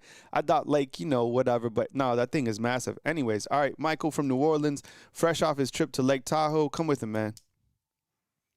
Yeah, I had a couple points. I know earlier you were showing the weaknesses and strengths of the team so far. Mm-hmm.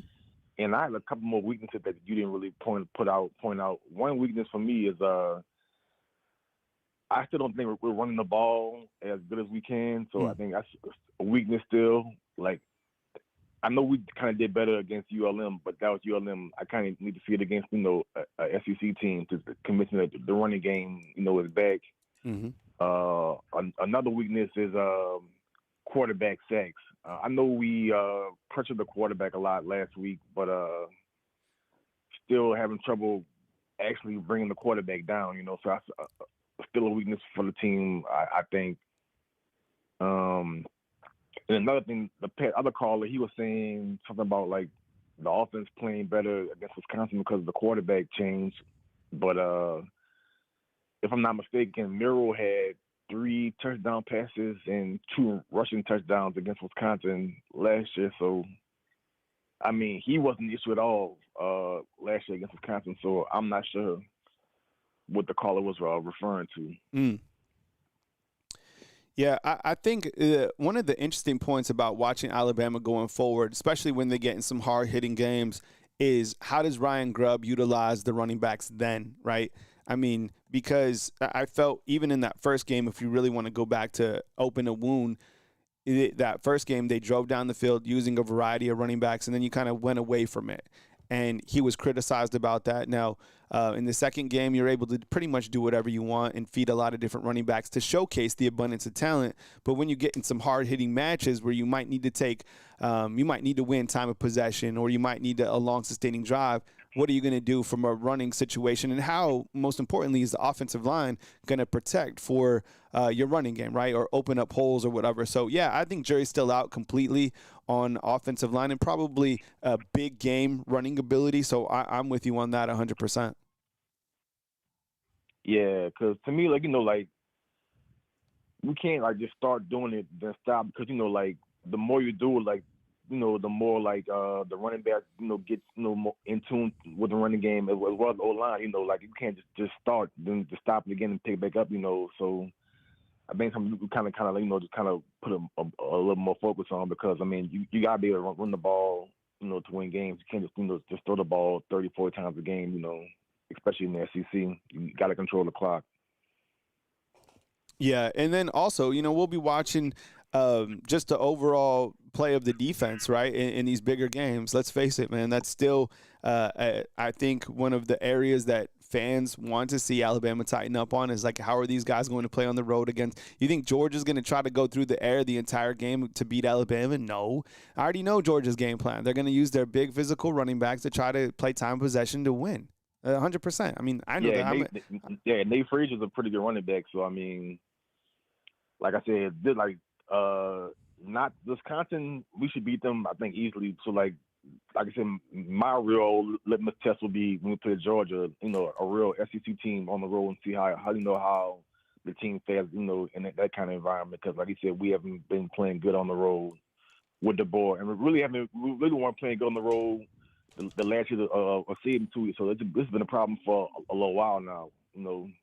So All right, Michael. Well, I appreciate it, man. Take it easy. Thanks for the call. Thanks for calling in, man. And I hope you have a good rest of your week, bro. You too. All right, man. Take it easy. All right, that was Michael from the Big Easy. We got a 205. We'll dive right into it. Hey, thanks for calling in. You're on the line with Kyle Henderson, who I'm on line with, and where are you calling in from? Hey, this is Nate from Alabaster. Nate, what's up, bro? Welcome on in. Nate calling from Alabaster. Come with it, bro. Yeah, I was just calling. I'm sure you've already talked about this, but I was wondering if you could give me your assessment on Ryan Williams. Are you feeling good about him recently? And if you're Ryan Williams, are you a little bit nervous about seeing how well Latavius Brooks played, and if he's going to take some snaps away from him? Yeah, no, I appreciate the call. No, I don't think Ryan Williams is nervous about seeing the other wide receivers excel. I saw, I follow him on Instagram, and I saw he posted some stuff for Jeremy Bernard and Lazier Brooks, kind of celebrating their success. The thing about Ryan Williams is, I think right now he went under a lot of criticism for his performance overall against Florida State. And clearly, like the teddy bear thing that he had coming in. But if you zoom out and you look to who Ryan Williams is and his playmaking ability, I haven't sold on Ryan Williams. That's just a player that you can't, because I know what he's capable of. I think Ryan Grubb, once he figures out how to get the ball to him, and once Ryan Williams gets some momentum, he's going to be still the Ryan Williams that instill fears into people. It's just going to take some time. So I haven't sold on Ryan Williams, and I think that it just makes Alabama's wide receiver room even that more dangerous with those other guys getting opportunities. I think the challenge for Ryan Grubb and Alabama's offense going forward is, like, how do you take guys off the field? And, it's hard to see Lazier Brooks on the sideline, right? But you kind of mix and match, and like Coach Kalen DeBoer was talking about, it's a long season. Guys have nicks. They pop out of games. Ryan Williams, now thinking about it, and I was just thinking about this before he missed even last game. He missed the A-Day practice. Remember that whatever that Frankenstein spring game was, he didn't play then. He didn't play against Louisiana Monroe. And I think if you want to play devil's advocate, you're like, are some of these players that I just saw on three, he's making $1.8 million a year right now, okay? He already got paid. Right. He already got paid. So do you want to really risk yourself? Are we going to see, look, I get it, concussion or whatever, but are we going to start seeing players kind of choose the games that they want to play in because they have such a high value? You see what I'm saying? Like, hey, I don't want to play against Eastern Illinois. I'm taking that game off. It's a pro mentality. We've seen some of this, like in the NFL later on in the season when you've already made the playoffs. I'm not going to play. Why? Why should I play in this game? You see what I'm saying? So I'm not saying that Ryan did that, but I think, I'm interested to see if we see more of that. The guy already got paid 1.8. I saw people were like, you got to continue to earn that. Yo, he already did last year. The guy is making so much money, it's ridiculous, and that's just the world of college football. What else you got, man? Yeah, one more thing is I got to admit I was wrong. Somebody who really impressed me was Drake Patrick Jr. That guy, he's going to be a beast. I can't wait to see him play. I think his targeting call wasn't really justified, but, man, he was flying and he was hitting people. He's definitely the hardest hitter on the team. Drake Patrick Jr., when he first came in, remember when he committed to Alabama, how funny it was when he faked his commitment to Missouri and his dad ran off? Do you remember this? It was the funniest thing I ever seen. I completely forgot about that. He picked up his – do you remember this? He picked up his shirt, and it was Missouri, and then he committed – I think he might have been a 3-star. Was he a 3-star or 4-star? Yeah, exactly. Right? He was a 3-star. But then he went to the Mississippi Alabama All-Star game, and he had like 2 interceptions or something like that. And then he had an interception in the spring game. But we never really saw too much of him. I was like, does this guy have speed? What is he, what's his playmaking like? Yo, the guy is a monster. The guy is the hardest hitter on the team, plays like a missile. And I think Alabama fans love him because he's a legacy, but also like him because he's reminiscent of Alabama's defense, which was like just absolutely headhunters, like a Reuben Foster type velocity, DeMarco Helms, some of these guys who absolutely brought the boom. So I think Drake Patrick Jr. falls right into that 100%. Absolutely. I think his grit and his toughness and how hard he hits, I think we need that more than we think right now. And I think just players on defense seeing how he plays is going to ignite something in them, because I think I think that the physical side of things is something we're missing right now on the line of scrimmage on defense. Yeah. But one last thing before I go, I'm just excited for this game against Wisconsin. I just want to see something fun because this is gonna be my last. This is gonna be the last game of the season I'll be able to watch. I'm gonna be off at boot camp, so I'm gonna miss the entirety of the season. So I'm just looking for something entertaining. Yeah, man. Well, thanks for your future service to the country, man. And we'll check in, man. Thanks for the call, Nate. Yes, sir. Thank you. All right. Absolutely. Yep. Man, going out to boot camp. I guess we should have. Nate, answer inside the comment box. What type of boot camp? That's amazing, bro. Good for you. 251-256 coming up next. Up on the screen, we got Adam Monparello saying this. Kyle, I don't know how good we are yet this year. I agree with that. We'll know when we play Georgia, and the keys are going to be, number 1, if we can run the ball. Yes. 2, get pressure on the quarterback. Yes. 3, maintain consistency and intensity. Yes. Avoid penalties. Yeah. First down, second down, third down, touchdown. Yeah, nice, Adam, 100%. I think those are all points that everybody inside the comment box would probably agree with, right? Especially the last one. This team has a lot of penalties. And I think the last year that Coach Saban was here, there was a lot of penalties. But Coach Kalen DeBoer, I think last year they finished didn't they finish 102 or something like that in the nation in penalties? It was crazy. 251. Hey, thanks for calling in. You're on the line with Kyle Henderson. Who am I on the line with and where are you calling in from? Yeah, Kyle. So Matt from Mobile. Matt, welcome back, Alabama. bro. Matt, you saved hundreds of thousands of people, man. How does it feel? Saved hundreds of thousands. How do we do that, Kyle? You saved them by walking them off, man, the ledge, because people were ready to jump off. You told them, stay patient. DeBoer needs more time. You get a perfect game. So there was a lot of feedback on that call. I think you saved people. No, I don't. Kyle, I'd love to take credit for that, but I was actually one of those that was ready to execute Coach DeBoer after the first game. But man, tell you what, Kyle, I called to talk about somebody on offense, but damn, it gets me fired up thinking about defense with that last caller calling in, and correct me if I'm wrong, but guys play offense because they want to score, and guys play defense because they want to hit somebody. Yep, you're right. And that's what we're used to at Alabama. So I mean, if I'm going to be 100% honest, I would say that I do think that Draker Patrick Jr. Was guilty of targeting.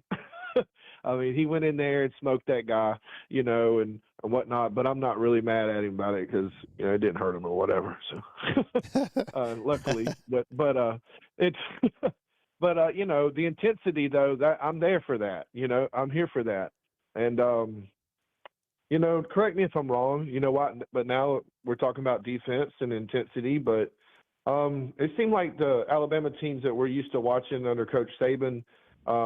At least as Alabama fans, we had the comfort of if we didn't win the game, we were going to win the fight, right? Mm-hmm. And perhaps we're getting down to something here. Like maybe that is the weakness of the Kalen DeBoer's team so far in his tenure at Alabama versus Coach Saban's teams. Whereas Coach Saban's team seemed like, if we may not know that if we're going to win the game, but we know we're going to do everything that we can to try to win the game. And we hadn't seen that yet from Coach DeBoer. But jury's still out. Maybe as he's baptized by fire in the SEC, that'll happen. So unfortunately, I think you would agree that it's either that or the door it's either success or the door, and there's no in between. In Tuscaloosa. Would you say, Kyle? It's like Coach Saban said even before they played Louisiana Monroe. He's like, the toughest thing about coaching at Alabama is that you have to win every single game. And when you look at the daunting schedule that they have upcoming, man, you play 7 more ranked teams? Is it 7 or 8 more? I think it's 7 more ranked teams that you play. And Alabama will be judged on those 7 games, right, against those ranked teams clearly. But also the Big 12 and the ACC, they don't play that same type of schedule. Like, even if you look at Florida State, who, by the way, is amazing again. They scored 77 points. They look like a buzzsaw. They don't – I mean, I think they have 3 tough games. I think they play Miami. They're on the road at Florida at the back end, and they play Clemson. But Alabama's schedule is just super, super challenging. So Coach Kalen DeBoer having this type of team, he has the abundance of talent, but still the road games and just everything that comes with the SEC, it's not created as equal to the other conferences. So year 2, we clearly expect more from that team. From week 1, they took a step forward. So hopefully they continue to take a step forward into week 3. What else you got, Matt? Yeah, Kyle. You had a picture up there earlier, and I, he's a freshman, so I'm still gaining confidence on whether or not that, is AK Deer or not. But I think that was AK Deer up there. And man, how about him Saturday? Is he that dude? Yeah, I think so. It's exciting to think about the future of the running back position, right? Because think about this, all right? So you have the entire running back room is loaded, right? Even think about when even Jam comes back. But let me tell you this. Kevin Riley, he's a redshirt freshman. AK Deer is a freshman. And guess who they got, too, down in your area? Xavier Crowell. Have you seen this guy? Xavier Crowell in high school? Right. He's a monster, a monster. I had the same conversation with my wife a day or so ago. Said, man, look at this. We have this true freshman here, Deer. We got this guy, Crowell, basically doing the reclassification as a senior sort of thing that Ryan Williams did. We are going to be absolutely electric at halfback. You might have to be like, yo, Xavier Crowell, Kevin Riley, and AK Deer, they're doing the thing. You mind going to high school for one more year and then coming in again so, we can keep it fresh? It's crazy. Next year, so you'll lose Jam, you'll lose Dre Washington to your running backs next year. Richard Young, Daniel Hill, AK Deer, Kevin Riley, Xavier Crowell. That is a super, super talented running back room. Anything else, Matt, you want to hit on? No, I completely agree. I think that we're in good hands at running back. All right, man. Yeah. Cool. Sounds good, bro. Thanks for the call. It, man. All right, man. Take it easy. All right, that was Matt from Mobile. That's a different Matt from Mobile. I'll start calling myself Mattress Matt. Huh? Was that a different Matt? Huh? Now I'm perplexed. He did sound a little bit confused, right? Because Mobile Matt, our original, I'm confused here. You had to help me out. He called in and saved the entire deal, right? He was a 4-more-year caller. I don't know. Our last Matt from Mobile has a damn good point on the running backs, right? All right, 256. Hey, thanks for being patient. You're online with Kyle Henderson. Who am I line with and where are you calling in from? This is Braden from up in Florence, Alabama. Braden, what's up, man? Braden, right?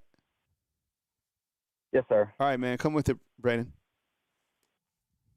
Well, I just had kind of 3 points based off of this past Saturday and what went on in college football.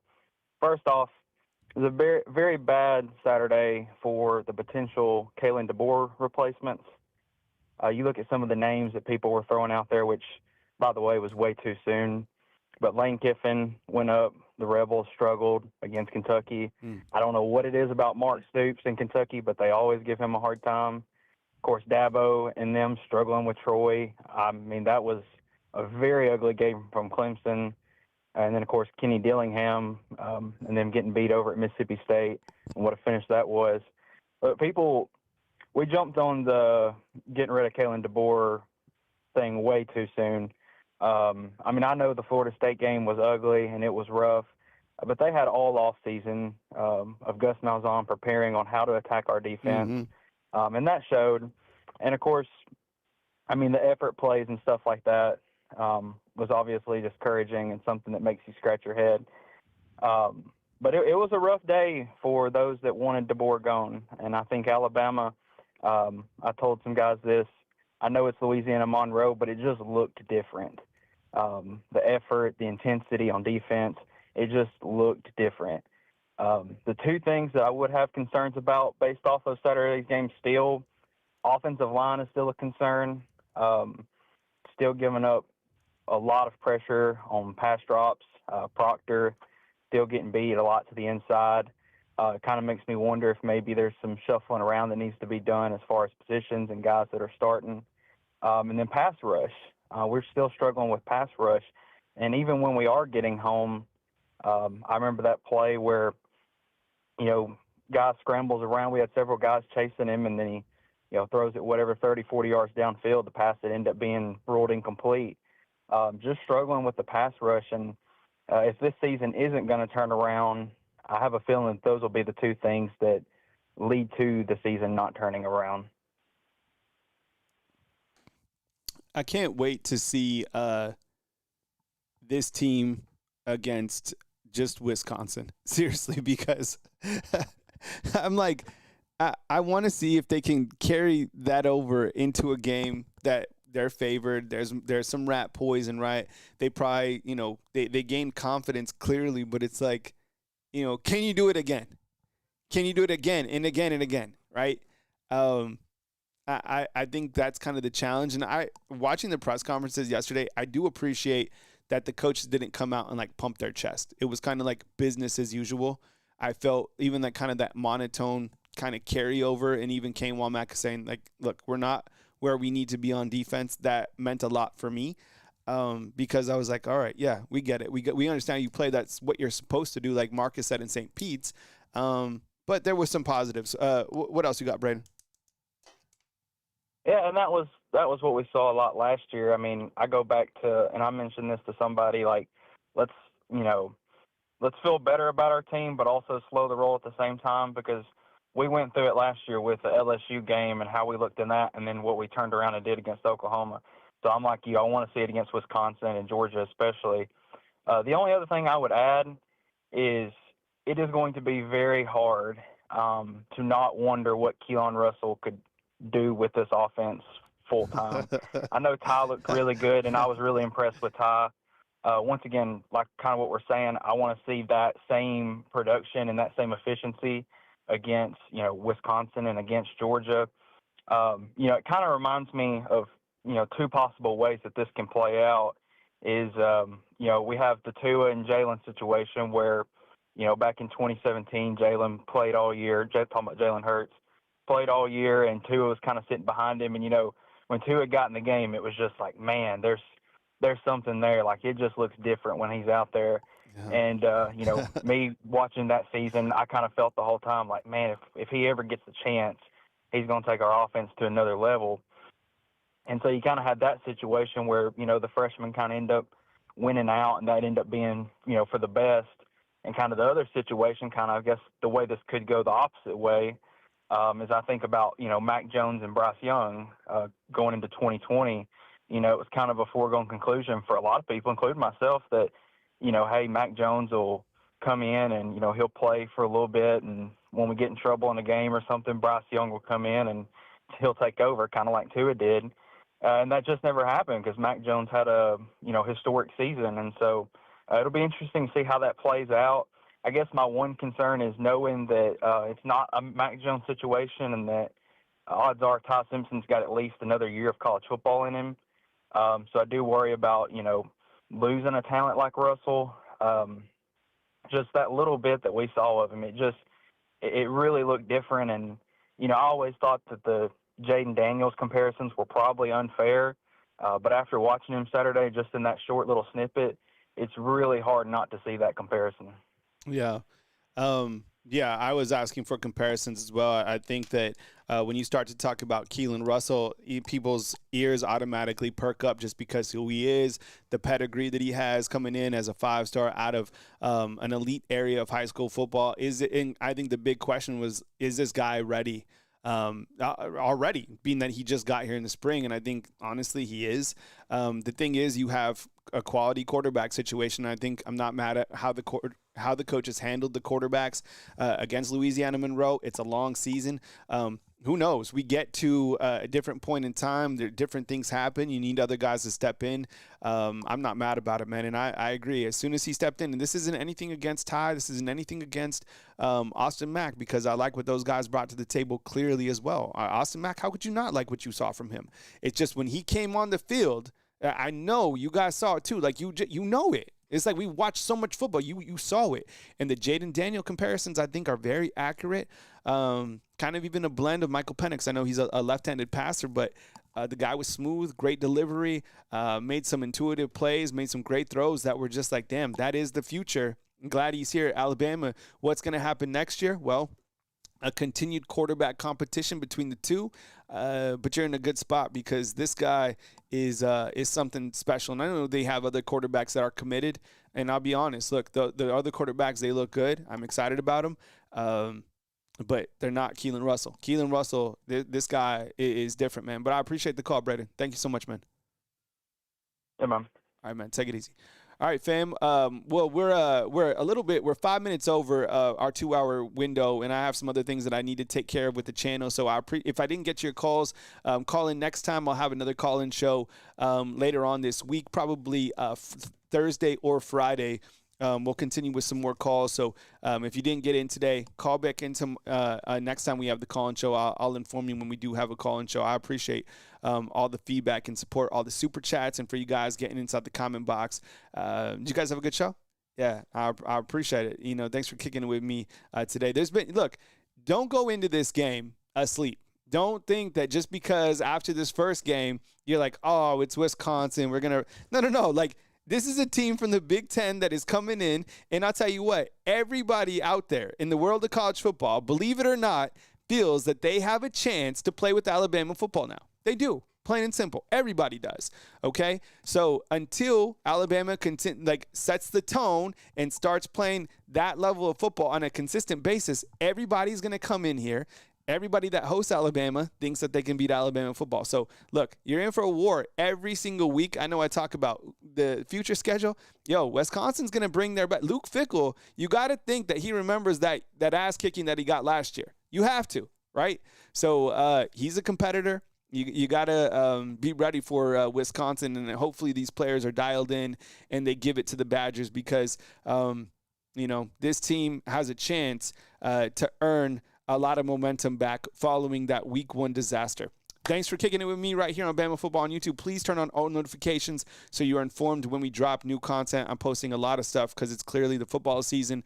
You'll get some player interviews later. I'll probably throw up a cut from our caller Black, who was calling in from Oklahoma City, which was a hell of a call, a lot of momentum, energy. And as news happens, I got you covered right here on Bama Football on YouTube. Thanks for the super chats. And don't forget to follow us on our Facebook channel, which I'll drop right here inside the comment box. Special thanks to Sleeper, who is our sponsor of the show. All right, I appreciate you guys. Remember, you could still get into the raffle. $10 will get you in. Bama_YouTube, Cash App, Bama YouTube. It is a jersey this time around, and there's a really good chance that you could win because there's not a lot of people in the raffle at this point in time. All right, from beautiful Tuscaloosa, Alabama, on this fine Tuesday, September 9th, Kyle Henderson of Bama Football on YouTube. I appreciate you guys watching. Thanks for kicking it with me right here on Bama Football on YouTube.